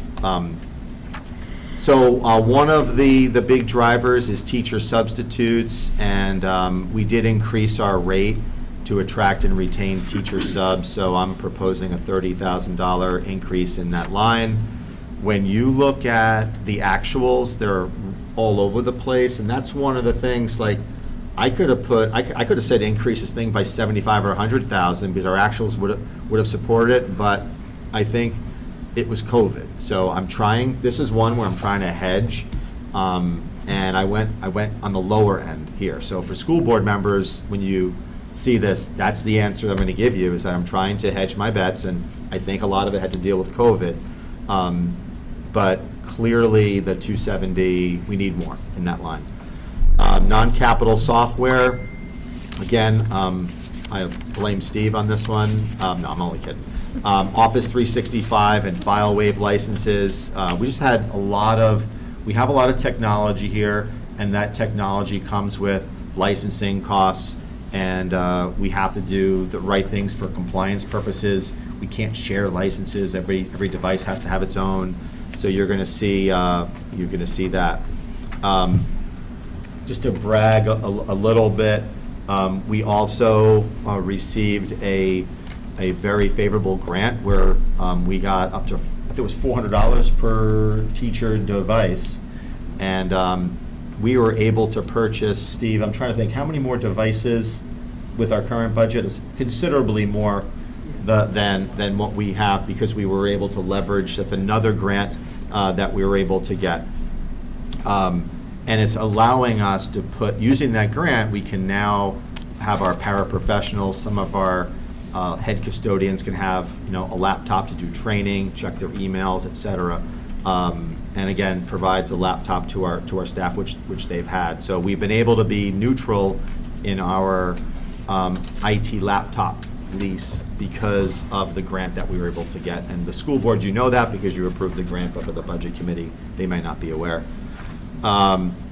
Technical replacement equipment, on this particular line, you'll see it's up $6,500, and that's because we use a program called E-Rate, where we get a 40% reimbursement on connectivity type projects that we work on. So for the last couple of years, Steve and his staff have been rewiring buildings. We do things like wireless access points, et cetera. We did budget more money because we're trying to upgrade our systems, so a lot of that will help offset grant monies that we're going to be expecting. I mentioned before about stipends, so we're seeing we got a lot less retirement notifications, which is a good thing, and so we lowered that, and that's a reduction to the default of about $104,500. I mentioned earlier about special education out of district placements, and the increase there, and that is to the default, is that 5% factor, because that's what we're going to be charged by those providers. And the other one for special education was these professional services. That's occupational therapy, speech, hearing, vision, behavioral support, psychological services, et cetera. I increased that $25,000 just based upon the increased cost that we're seeing from those providers. So again, I was a little bit modest on that one, but again, recognizing where we're at in the budget. Oh, sorry, Jared, go ahead. Thank you, Mr. Chair. Sorry, Scott, I just want to make sure I understand. So on page 19, slide 4, you have listed difference FY24 versus FY23 and new. So that would be new spend, as I understand it. But these following slides, they don't have new listed there. So are these increases? Some of them that are going to the default budget? Yeah, and that's where I kind of put that default budget. Okay. Yeah. So everything I'm looking at slide 5, 6, and 7, these numbers are increases to the default. These aren't proposed new. Right. Thank you. Thanks, Jared. All right, so going forward, these are function lines 1410 through 2700. 1410 is your athletics. 1430 is your summer school. So I mentioned before, in order to attract and have folks teach during the summer, we did raise the pay rate from $25 to $35 an hour. And that's what's represented in that particular increase. That's new spending. SAU services, I mentioned earlier that the formula, and it was based upon 2 factors, but predominantly the valuation just went up. It skyrocketed in Gosstown in comparison to New Boston. And again, based upon the valuation years predominantly, and also they had slightly less enrollments than Goffstown did. So that's what's driving that number. The SAU budget itself, which the school board has not seen, went up about $80-something thousand. So it went up around 3.7% as well, but the increase is way more than that because now Gosstown is paying more proportionately than New Boston. And then lastly, we have IT software. So this goes back to what Samantha was saying about registration. So we use PowerSchool Student Information System. So that is, you call that PowerSchool SIS. That's your grades, attendance, all of those things are in there. It interfaces with Schoology, and it allows, parents and students to, know exactly fees are included in that student information system if they had like if they lost a book, et cetera, all of the, grades, attendance, et cetera. E-registration is that beginning of the year process where parents pretty much complete the form online, and they only have to update. In the past, you had to, every single year, and if you had multiple kids, it would take hours to fill these forms out. Now it's all kind of stored in there, and you only make the change when you have to make a change. School messenger, I've been lonely, Brian. I haven't gotten any school messengers on buses from you. But that is how we communicate, with parents on different things, and that is something that's critical to our operations, especially when something is, really has to be critically communicated in an urgent manner. And then Brian mentioned the Schoology learning management system. The next line is special ed transportation. That went up by about 3% there. School board stipends. This is for the minute takers, not the school board themselves. So there's a lot more subcommittee. There's meetings that require there to be a minute taker. The school board authorized there to be a minute taker. That's something new, and based upon the number of meetings and the rate of pay, it's about $2,400 a year for that. Data communication, again, these are not massive increases per se, but almost 9-10%. And this is simply the cost that we're being charged now, and that's internet, content filtering, wireless access, all have increased costs. Our facilities, temporary help, again, this is just a function of the economy and inflation. Our actuals show that we do hire temporary help mostly in the summertime, but depends if we have folks who are out sick or on a leave, we do incur those costs. And then the last one is really more of a housekeeping one, where our vehicle maintenance, it was previously in grounds maintenance, and that was done in error. And this is this is the line that it should be in, and that is for routine maintenance on vehicles, tires, minor repairs, etc. And that is it for the district. Anybody have any questions before we go on to Bartlett? No? All right. So I'm going to invite the leadership team. Yes. Jerry Gogan. It used to be St. Gelais, but now it's Gogan. It's so hard to keep, and then Christine, right, who was your tour leader, who did a phenomenal job. So I guess I'll be your clicker guy. Perfect. Yeah. Thank you. Hi, everyone. Hi. We're having a great year at Bartlett so far. I'm appreciative of Christine's help. It has been really wonderful, and all of the support from the school district and the SAU and the board. And the Could you use your teacher voice, please? Oh, sorry. I'll come a little closer. Actually, that won't. That's only for it won't? Okay. It's only for the TV. You still got to use teacher voice. Okay, teacher voice. I will try my best. Thank you to Christine for all of her help this year. It's been so nice having her with us, and for all of the school board support and SAU and everyone else. Is that better? Better. Okay, good. Thank you. I thought since I was on a microphone, I didn't have to do that. All right, so the Bartlett Elementary School budget requests, it's not that different. We have basically focused on our academic needs and keeping everything going. We did add one position, which was the interventionist position this year, which I'm happy to say is going really well. We're getting a lot more individualized and small group instruction in first grade, as well as some in-class reading support for first grade and for second grade. It's officially this was the first day I got into all of the classes where we were doing centers, phonemic awareness, comprehension, in the classes, in the three first grade classes. And you should see the difference, because they went, they were all on task. There were 2 teachers in the class for that whole hour, and they were like different kids by this afternoon. They're so much more on focus, on target. So thank you for that support. I look forward to sharing some results with you as we go along. Our base for the budget is The 2023 budget was $3,027,776. The 2024 base was $3,307,180. So it's not much of an increase. It was $28,341 increase. And I wanted to just add here that, and I was remiss in saying this earlier on, is that we did see a reduction in our IDEA grant. This is a grant that we get from the federal government for students with special needs. And we used to have what was called a combined grant between Goffstown and New Boston.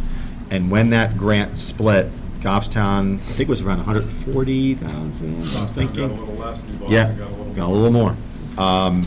So with that, some of these, positions that were previously grant funded are now part of the general fund, and one of them was in your building as well. So forgot to mention that. Yes, with the SPED teacher, we had a grant-funded fourth special education teacher. We definitely need it, and we've got that in the budget, and it is, we're providing all of our services, and it's working really well. Our historical enrollment has been around 200. We actually are estimating exactly 200 next year. We have 196 right now. We are in a very different state than Maple because we have very small class sizes. Next year's class sizes will be 17 in first grade, 17 in second grade, 16 in third grade, and 16 in fourth grade. So I advocate for more, support for Maple, however we do that, so that the class sizes can be that much smaller. We are seeing a huge difference in the academics and what the kids can do when they're in small groups and in whole class when you have less students. So, staffing overview, really not much has changed there. We did add that one interventionist position, which we're going to continue. And as Scott mentioned, we're changing that special ed teacher from grant funded, hopefully, to budget funded. Everything else is basically the same. And Jerry, I think it's worth noting for the budget committee especially, the school board knows this, but we don't have dedicated unified arts. So when I say unified arts, that's like your art, your physical education, music.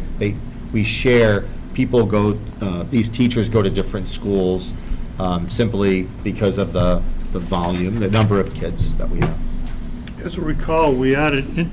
Yeah, go ahead, Fred. We added the interventionist last year, and it was sold to us, and I believed it, and believe it, that you've got, let's say, people from varying backgrounds, and you have to catch them up, shall we say. Yes. Spillover from Manchester, essentially.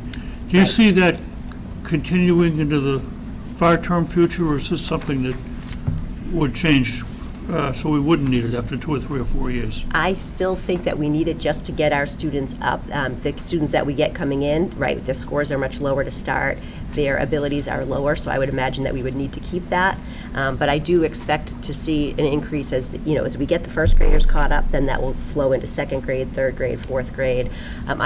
I think that with the interventionist position that we have, we are in really good shape, and I could say we're fully staffed. I've never said that, Brian, but we're fully staffed. So and we're meeting the kids' needs. Are you all set, Fred? Yes. All right, go ahead, Lauren. Thank you. Yep. Just to clarify, just from your standpoint, do you believe the interventionist is necessary because of the aforementioned sometimes transient nature of your building, or is it more to do, again, an opinion base, of we don't have full day kindergarten here, so you get them in first grade and suddenly they're full day and their skills maybe not what would have developed with the full day kindergarten program? That definitely plays a role in it, right? I think if students had that full day pre-academic kindergarten, it would be a different story. Yep. And we have a little different socioeconomic environment than the rest of the district, but full day kindergarten would be amazing. Thank you. Thanks, Lauren. Anyone else? All right, go ahead, Jerry. Most of the difference between the budget was, let's see, contractual obligations for the teacher contract. There's really not much some things went up as far as electricity, general supplies, new equipment, and natural gas went up, but we did make some reductions in some of our lines as well. We went back through the actuals, and things that we were not spending money on, we took those out or lowered them. I resisted the photo of the superintendent in the Maple Avenue Gaga pit. I know. We're getting a But Gaga they, pit, I but think. but that, the board and the budget committee, they may not know what it is. Maple Avenue has one, but if you could just explain, Yeah. what this is. So from what I understand, Maple has a Gaga pit, which sounded really Has a It's a Gaga Gaga pit? pit. Gaga It sounded very okay. dangerous to me when I heard about it a That's few what years it's ago, and called. Mr. Jared Brooks mentioned it, and I'm like, I don't think I want a Gaga pit, but Mr. Balke has said it is amazing. Can you explain it? Because I don't actually, I've priced them out, but I don't actually, I've never seen one in use. Are the kids going gaga over it? Can you demonstrate? You're really Want to go in there? We're doing All the right, go ball. in the center.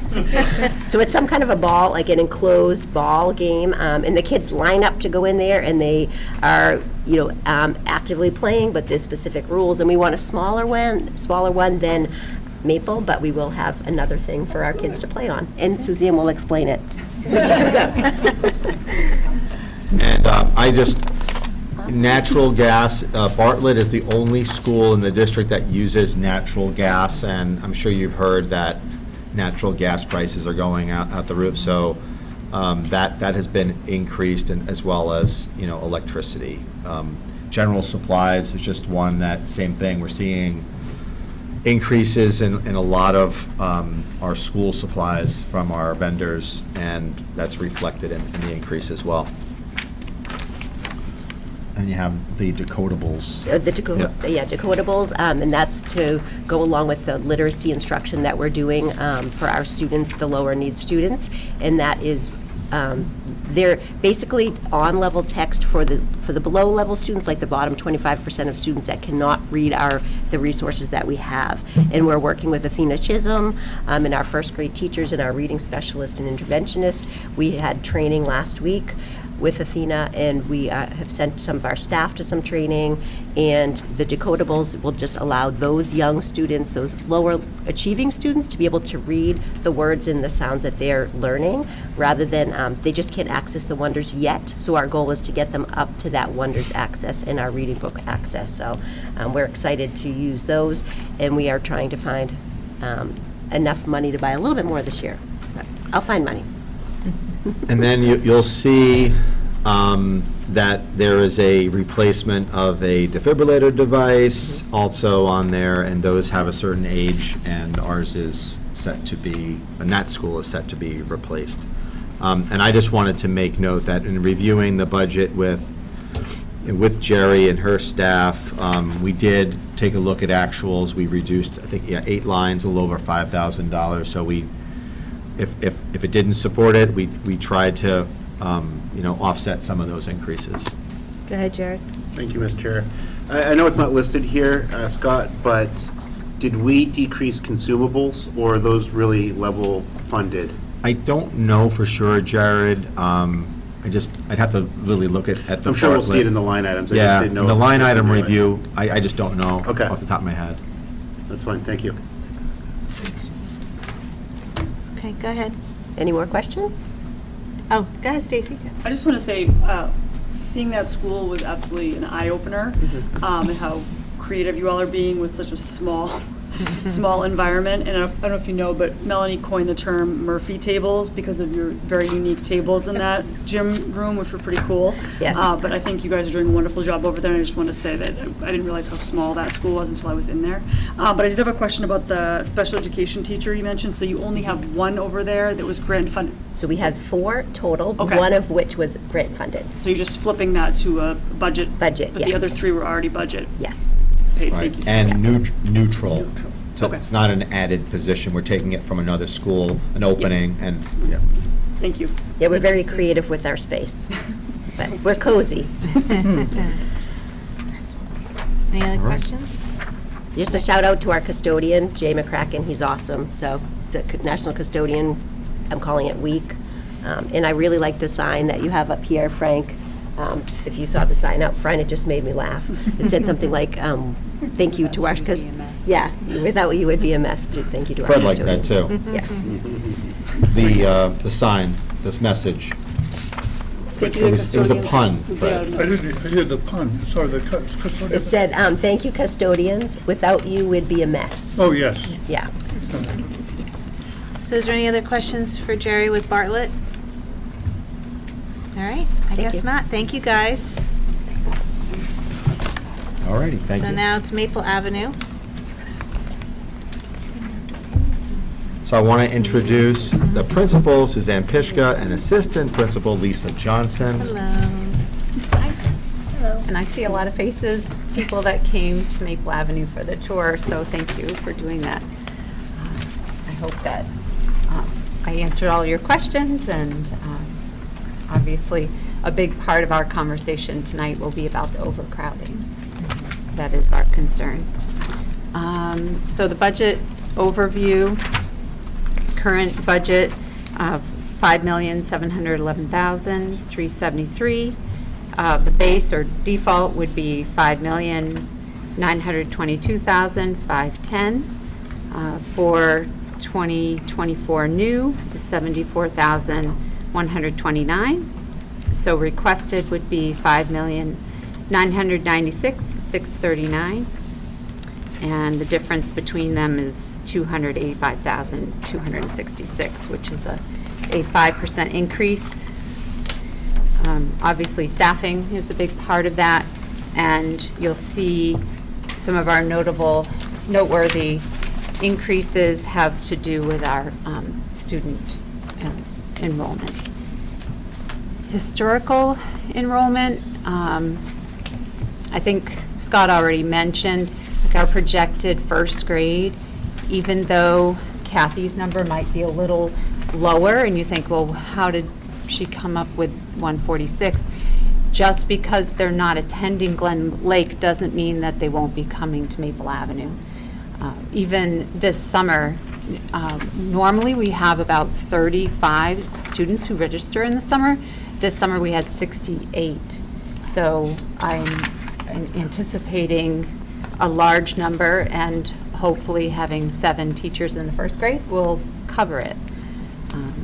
But all of the class sizes, as you can see, the numbers are pretty big, and we continue to grow. I think you've already seen the class sizes, the average. Scott showed the same slide or similar. So 24 classrooms, 24 teachers. That's what we have. And Suzanne, I just wanted to jump in on this one and just to highlight what Superintendent Balke said earlier, is that we are looking to repurpose our existing staff, and we're not going to know, we might not know until the spring. It could be a summertime decision where we have to put another teacher, or, so these are some of the things that we've had at the kindergarten school, Glen Lake, as well. So it's all based upon, student need, and the school board has to make these, and administration has to make these types of decisions due to class sizes. So that's where there's a lot of movement in the school budget from different lines. It's just the nature of the unpredictability of things. I just wanted to highlight that once more. And just to mention the second grade, where it says 22 to 26 students, the 22 is really, that is really the most we can put in the new portables that we have on the playground. And I did show those to the people who came, because I wanted you to see, without the kids sitting there, it still looked pretty crowded. So currently we have 22 in those classrooms, plus the teacher, and some of them have an additional a paraprofessional or someone else in the room supporting a student or students. So they are, there are a lot of students, and they spend a lot of time in there. So a lot of personal space is, they do not have. So keeping the number as low as possible. But what that does is it increases the number inside the building, which right now we have 25 in our 2 second grade classes. So again, even though they're a little bigger, it's a lot of bodies. Hang on one second, Ellen had her hand up before you go on. Just real quick, the double portable that's out front, that's smaller than the ones you have in the back. I believe so. I'm pretty sure it is. How many kids would you suggest in each of those? I'm not sure, Ellen, that those, the It's last gotta be time we both. had fourth grade in there, they sat in rows to accommodate space. Well, I'm thinking but- if you've got 22 in the bigger ones, it's got to be below 20. Yeah, that's something, Ellen, that, Randy, Brian, myself, and Randy have talked about that, and we're going to be looking at options, and one of those is that portable. So more to follow on that one, because we have to do some work in those portables as well. We've done some, but might need to do some more. Yeah. And Fred had his hand up. This is off the wall, which is what you expect from me, but off the wall. Is there space outside of the schools that could be rented to move a class? Yeah, so we... I went to school in 5th grade in the Armory because the schools were overloaded. This is Hillsborough Dairy. Yeah, as part of the facilities planning committee, we did look at other options, okay?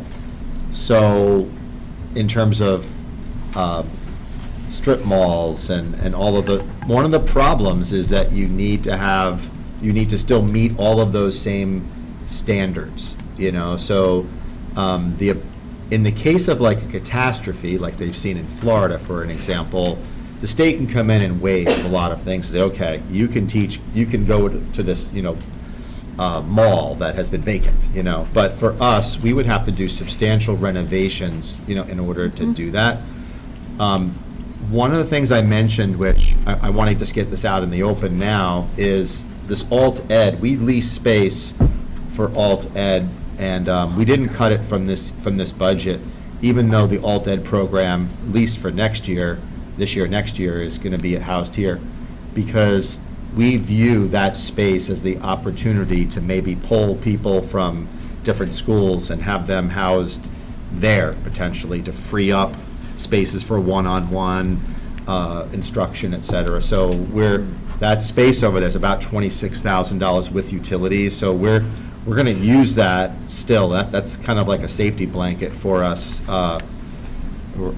in terms of dealing with some of these things. It's not going to be, it's not going to instantaneously solve all our problems, but it does just give us a little bit more space to, say, move some people out of certain buildings and house them there, or if we had to move a program, potentially.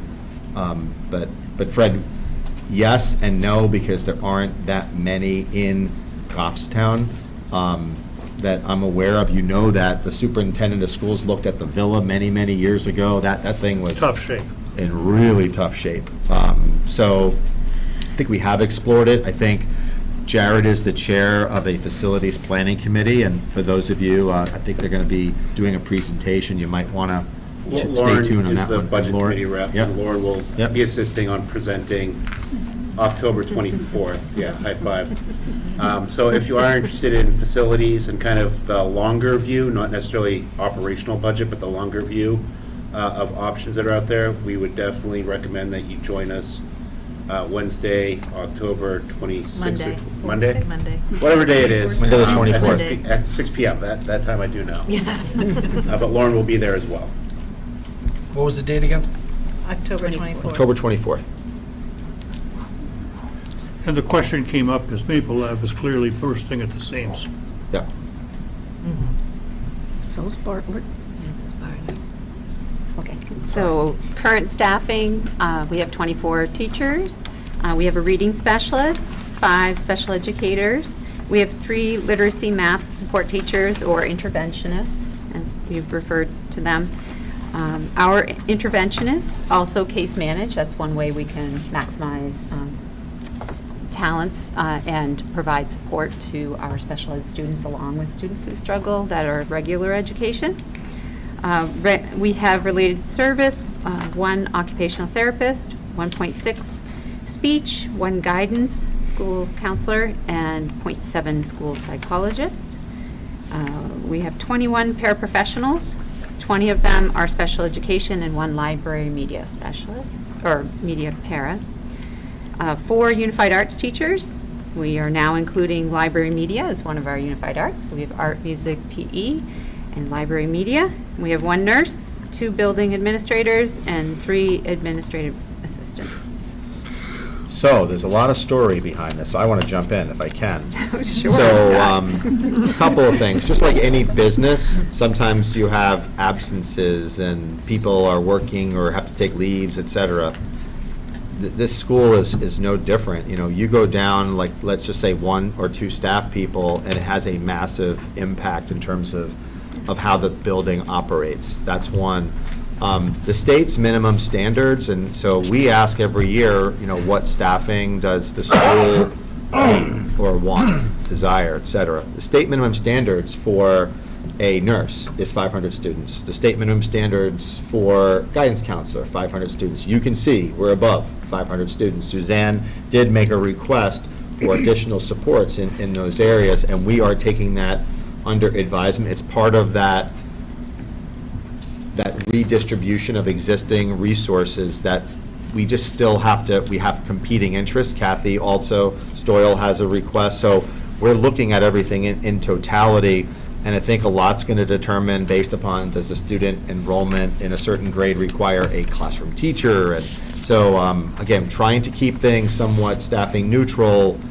We don't have all the answers on October 3rd, 2022. We're going to need more time, you know, on some of these things. I look at some of my peers here at different schools where they have said, okay, yes, we are going to give up we're going to rearrange some of our scheduling, say here at the high school, to allow another school to use our teaching position. So that's kind of what the theme has been for the last couple of years, but even more so this year. So I do commend the admin team for, you know, for seeing the big picture, you know, on this, and certainly want to acknowledge that there are needs, but as an administration, we're trying to balance out as much as we can, being sensitive to the 3-point-something% increase as it is.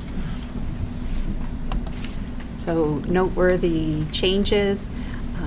The superintendent and board has approved lunch monitors for us.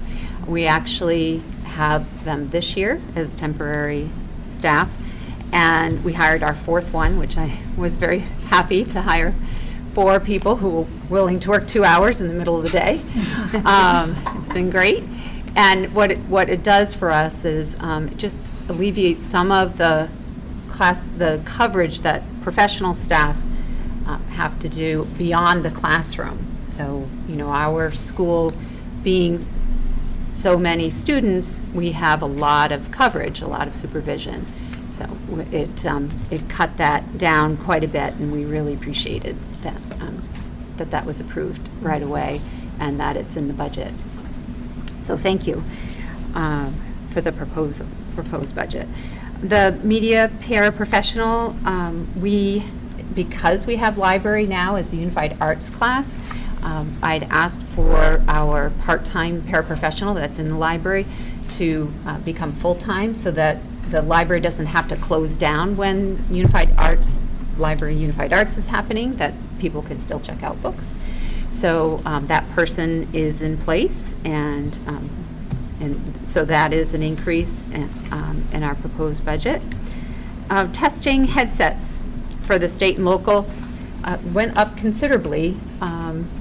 Headsets, we were getting them pretty cheap for $8 a piece, and they're now $11, and we do consider them consumable because they don't insert in the ear, but they're very inexpensive ones that just cover over the ears, and they use them a lot. And it's not just 2nd, 3rd, and 4th. Our 1st grade students using their IXL program for literacy and math use headsets because the program talks to them. They work independent of each other. So, you know, imagine 25 students sitting in the room. You need to plug in and not hear everyone out. So that is with the number of students we have times the $11 a piece. That is why it almost doubled in cost for the headsets. General supplies went up, again, due to enrollment, and math supplies the same. And then I'll do these. Yeah, so again, if you look at historicals for electricity and propane and our facilities supplies, these are all based upon actuals, based upon the costs of things going up. The next one, this was telecommunication repairs. We reduced this because there's already a line, it was one of the, every time I do this budget, I find stuff like, hey, this was kind of like a duplicate, or it was already in another district line, so I just reduced it by 7,000. And I put this caveat, I said it now, this will be now the fourth time, but based upon things that are kind of unpredictable, we have to reallocate resources, and Maple Avenue is probably going to be one of those schools. We're going to have to do some things and be flexible.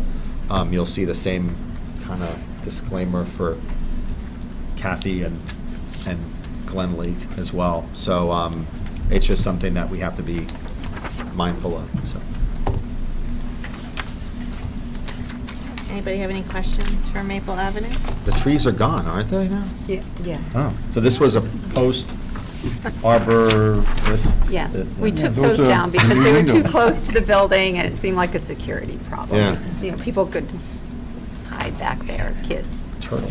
This turtle. Oh, go ahead, Melanie. I have a question, and I'm going to ask Principal Gogan to please forgive me before I even ask it. But where Bartlett is running at an even keel and Maple Ave is overflowing, has the school district considered asking for voluntarily reassigning some students to Bartlett?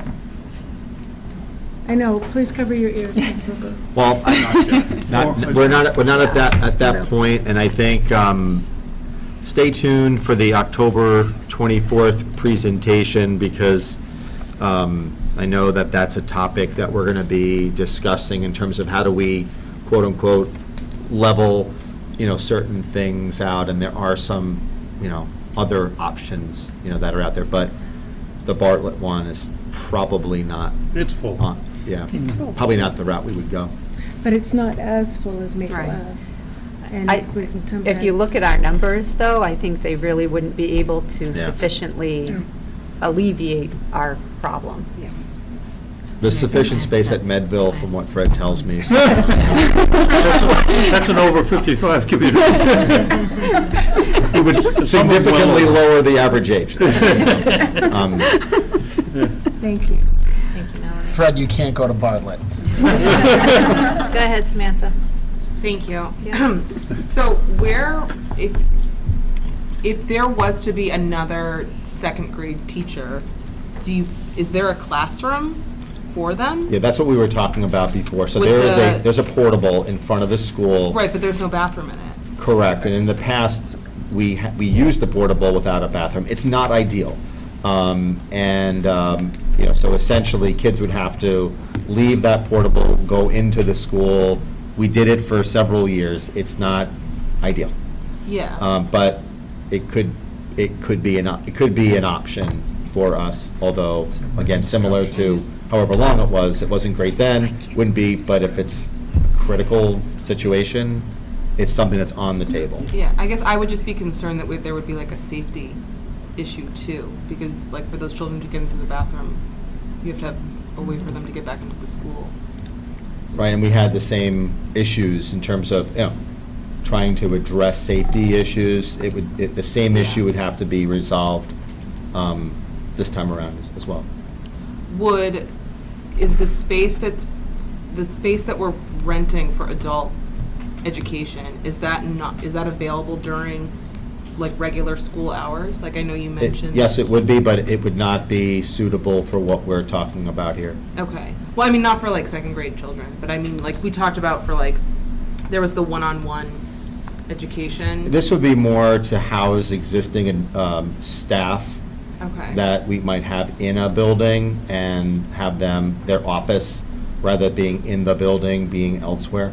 So it's more administrative staff, freeing up space for one-on-one type support, not a classroom by any stretch. Okay. So, but again, stay tuned on October 24th. There's going to be more discussion. This is a heavy lift for the board on some of these. Are you all set, Samantha? Thank you. All right. Go ahead, Ellen. just a little historical.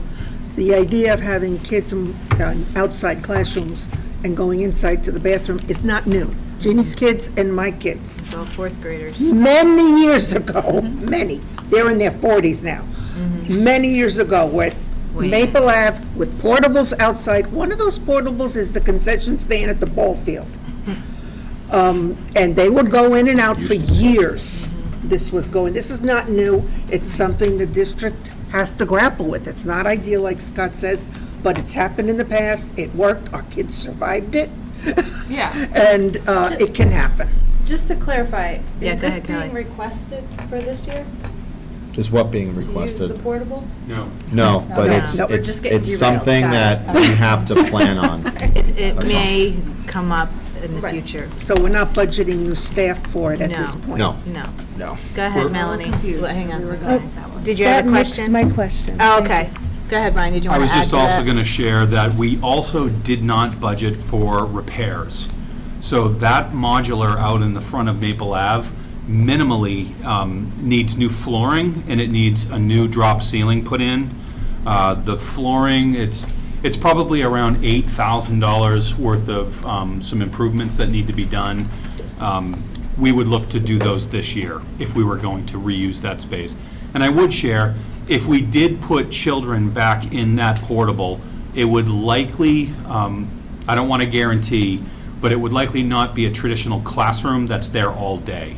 So let's say it could be a small group where kids might go out for 45 minutes and then go back in the building. So we might look to have it be a little more itinerant, that people would be coming and going as opposed to a class that's there all day.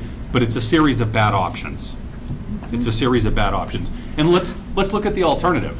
The alternative is that we have a probably $30 to $40 million renovation expansion project that would cover Bartlett and Maple. We don't have any sense that the community of Goffstown would support that. We're not recommending that at this point, but that's just the reality. Go ahead, Fred. I would try to do some long-term projections, as difficult as that is. The population growth in the town, the number of children per household, and see whether it's going to continue to grow. A lot of the towns around us are shrinking. Right, well, Yeah, that's so- all part of the facilities Yeah, committee. we've done that, and Fred, We'll have and, that presentation. And some of the birth rate projections that we historically have used for school enrollments have not worked in Goffstown. We had an enrollment study that was done a number of years ago, and they predicted decreasing growth. So we have not experienced that. And then you have the added challenge of people selling their houses. So if somebody sells their house and they no longer have children attending the school system, they sell that 4-bedroom house, it gets bought by somebody with 3 kids. I got it. That's what we're seeing. So we're seeing a very high percentage of home transfers that have children. Okay, any other questions for Maple? Oh, Jared, go ahead. Thank you, Mr. Chair.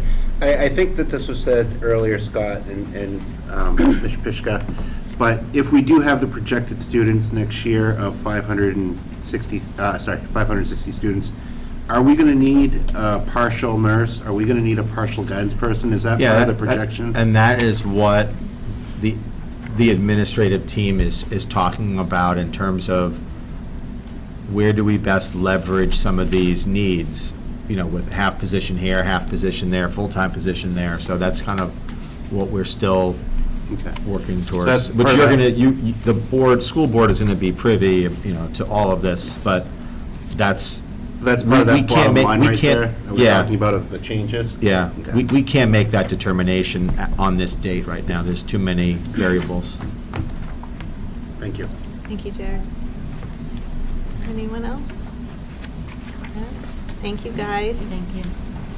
So, So Mrs. Stoyl is ready, if Do it we would be wanna- the committee's pleasure to keep going, or we're all happy to pick it up on Wednesday, whatever So the. Wednesday- I don't know what the I don't know what the expectation of the budget committee Right. was, so, well, what do we have to do Wednesday? The high school, the middle school? you have and food service. Food service. Then you have Glen Lake, middle school, high school. Right, so Yeah. it's up to everybody if you want to stay for Glen Lake, or you want to do Glen Lake, How many slides do we have for Glen Lake? Because I can't imagine it's more than 6 or 8. Yeah, there shouldn't be. It'll probably take, what, 15 minutes? Kathy?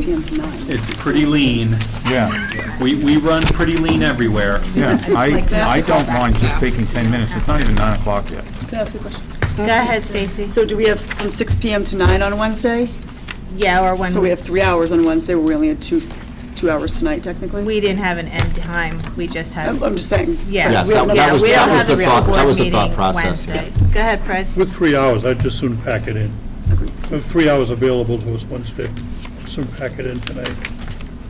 Go ahead, Lauren. I prefer to not call staff back if we don't have to. It's been a long night for them already. It's a long day tomorrow. It'll be a long day on Wednesday as well. So if she's here, I'd rather get Glen Lake done. Okay. Do we have Glen Lake? Do we have? Okay. Yeah, it's Yeah, food you service gotta and go Glen Lake. past food service. There it is. Okay, I'd like to try to keep the elementary schools together if that's fine. possible. All right, so let's pound up Alright. Glen Lake. So we're gonna skip food service? Yeah. Yeah, we'll do food service Wednesday. So we go to page 34 for Glen Can the Lake. rest of our staff go home if they want? Yes, they could go home, right, Brian? Or do you want them to stay? Okay. Okay. So they'll be. Got that? You got that? Poor Hold on. Kathy. As long as Scott doesn't Right. Yes. Scott. As long as Scott or Fred don't speak. All right, Kathy. I'm setting the egg timer. Okay. So. No pressure. All right, so Glen Lake School, we are the beginning of all of this. So we're kind of taking you back before elementary school. And so each year I kind of explain what makes us different. And so I'm going to do a little bit of that. I'll start though with the budget overview.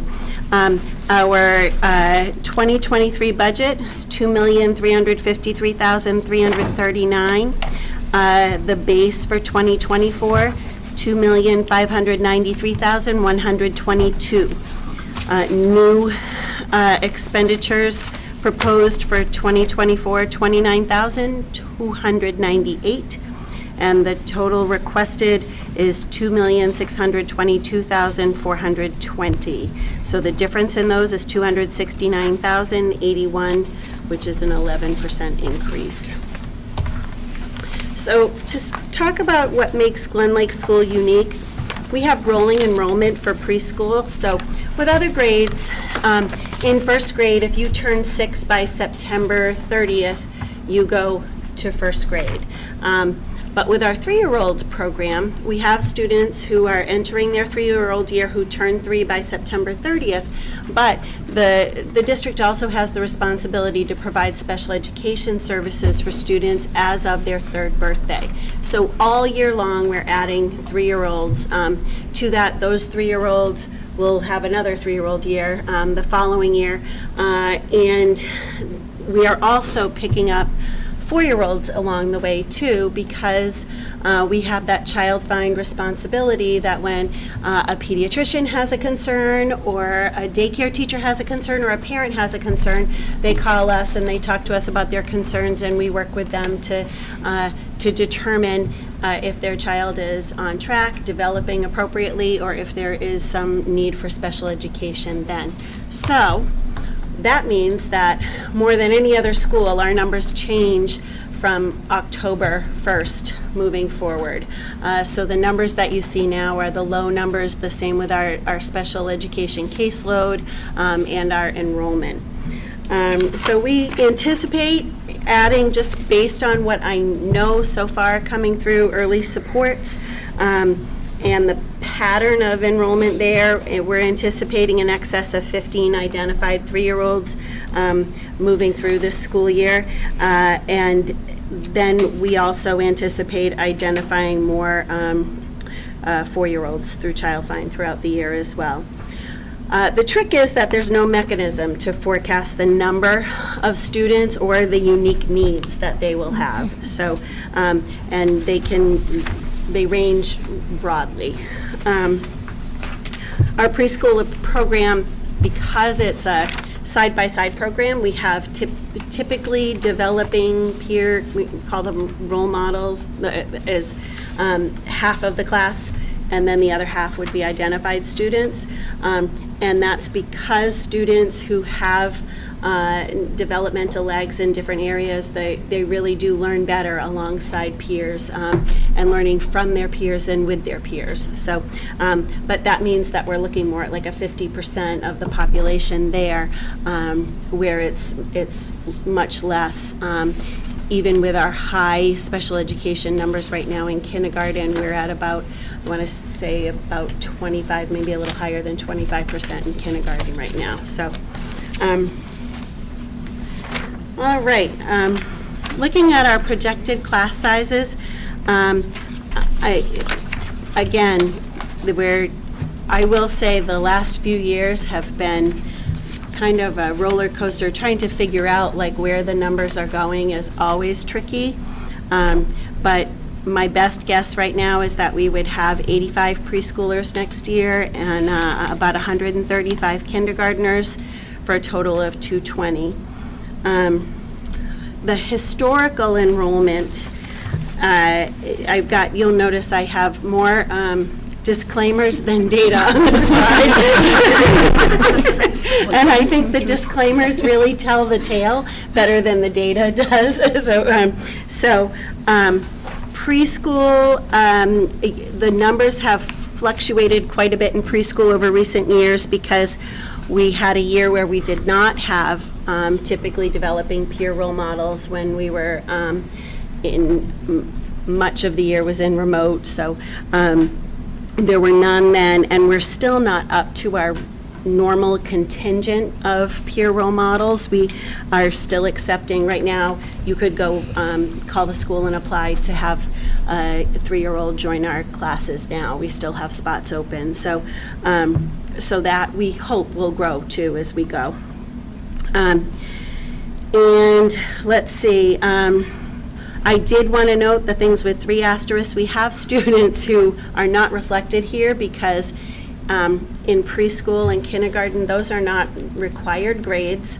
And we do have students who go to a full-time program somewhere else, or we have some who are medically sensitive and still have not been cleared to come back into a classroom environment, and they come in just for services in a very controlled setting, some of them. Some of them come in and meet with a group of other kids at a time when they can with their family daycare needs. So there are students that are not reflected in those totals that we are providing services to. We also have some drop-in students who provide what we call MTSS supports, and we're giving them kind of jumpstart. They might have a speech-language group to try to get them on target for that without being a fully enrolled special education student or role model. So those students would just come in again for a quick speech group each week and to try to see if it's something short-term that we could kind of catch them up, and then they're good to go. Go ahead, Fred. Hang on one second. I don't understand role model. What is it? Typically, so we have special education students who have special needs. So typically developing peer role models would be kids who are typically developing, and and those parents pay tuition for their students to come to school with us, and they are about half of each preschool classroom, so that students who have developmental delays are also learning from those students who have more typical development. Doesn't cost us because it's tuition-based. That defrays the cost of it, but I would say that we get improved results. So in the fact that they're actually providing a service, it's a really good deal for parents, though, I will say that. But we're in line with what other districts are charging around here for that tuition, and we really wouldn't have the results we do without them. So a staffing overview, we have 4 kindergarten teachers. They each teach morning and afternoon sessions. 4 preschool teachers / case managers. They each teach morning and afternoon sessions, and they also case manage special education students who are in their preschool classes. We have 5 special educators and related service providers. So that's an OT, 2 speech language pathologist, a special educator, and then 1 special educator who's also works in autism support. And we have 0.2 of a guidance counselor on Fridays. Bartlett shares their guidance counselor with us, so he covers us as well. We have 17 paraprofessionals. Some of those are part-time. We have several paras who just work Monday through Thursday on the schedule that preschool students attend. Friday is the day that preschool teachers do their case management and all their meetings and evaluations and screenings and things. We have a nurse and 2 secretaries, 1.6 building administrators we share with Bartlett. And we have 1 custodian, but then as was covered in the district overview, and it's on, I think, coming up in 2 slides, we'll talk about, we've had a permanent sub that was assigned with us starting during COVID and then our building addition, and so now there's some shifting likely to happen. So the noteworthy changes: electricity up $10,000. Enough said, I think. SPED supplies, so that's special education supplies, $2,000 for the increased cost of the supplies that we need and replenishment of special education consumables for students. Facilities repairs, $2,000 due to increased costs. Propane, $1,400, increased cost. Water and sewer, $1,300, increased cost of water, and that's the modular has caused a more classroom space, more kids, more water. Replacement equipment, $1,000, and that's to replace some of our older carpets and chairs, and we do try to keep our carpets on a schedule. As you can imagine, preschool and kindergarten carpets lose their antimicrobial qualities over a period of time.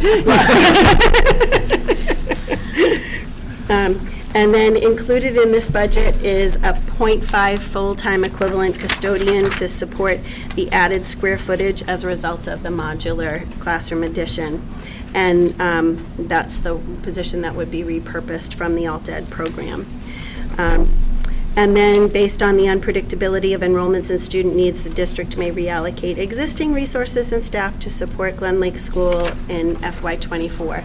And where we have specifically asked for that, the board was kind enough to allocate a half-time interventionist to us for this year, and we would like to, we had hopes that we could even increase that to full-time. We would certainly like to at least keep half-time, so. How'd I do it? Good job, Kathy. Questions? She did. Does anybody have questions for Kathy? Go ahead, Melanie. I don't have a question, but I did want to say that I know that the modular building was a huge benefit to Glen Lake, and I hope that it is fulfilling the need that you had. We were able to see it the other day through open house, and the teachers were rightfully proud to let the kids lead the tours through the school. I have had the utmost respect for the staff and the teachers at Glen Lake who were able to take this youngest group of children through COVID by providing what they needed online, teachers sharing their homes, sharing their lives basically with students, and to keep them right in the front of what they were doing all the time. I have the utmost respect for that, and I know that whatever you propose to us, you will have carefully thought out and is the minimum of what the students there would need. Thank you. Thank you. Thank you, Melanie. Anyone else? Comments, questions? Go ahead, Frank. I just wanted to say thank you to everybody on the tours. It's clear the heads and the principals, I guess the phrase of the week was do more with less, and you certainly do. And there are a lot of things that that are not easy, but we realize the parameters that we operate in, and I was very, very pleased to see how you all do it with grace. And thank you very much. Thank you, Frank. There is one thing that I realized that I kind of skipped over that we had promised I would mention, is the numbers. Kathy. Yeah.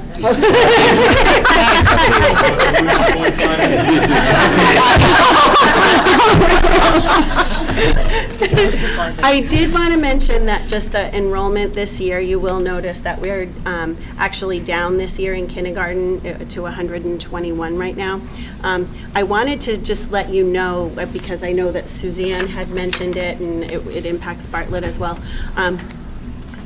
We started out with our enrollments were looking on par to be like last year, and which was in the 140s, and then we had people pulling out over the course of, like, before school opened, in those few months, telling us that they couldn't get childcare for half a day.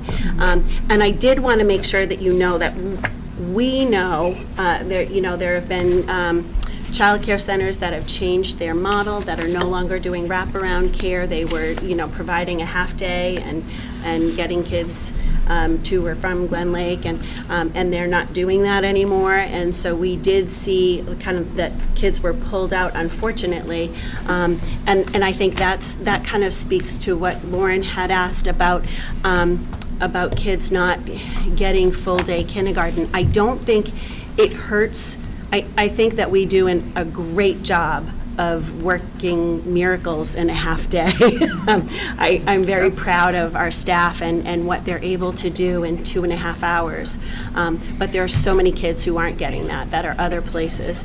And it would be able to expand our time and just enrich our curriculum to have that full day. But I wanted to just kind of clarify those numbers for everyone. Yeah, and just to add on a little bit, I took a tour of a facility on Wallace Road, and I heard that firsthand, that parents unenrolled at a Glen Lake because they needed a wraparound program. The Y was over, they had waiting lists. Right.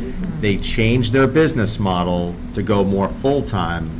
So, that was a discussion that I had with Kathy, and didn't talk to Suzanne, but Suzanne had talked to Kathy in terms of, hey, why are these numbers not jiving right?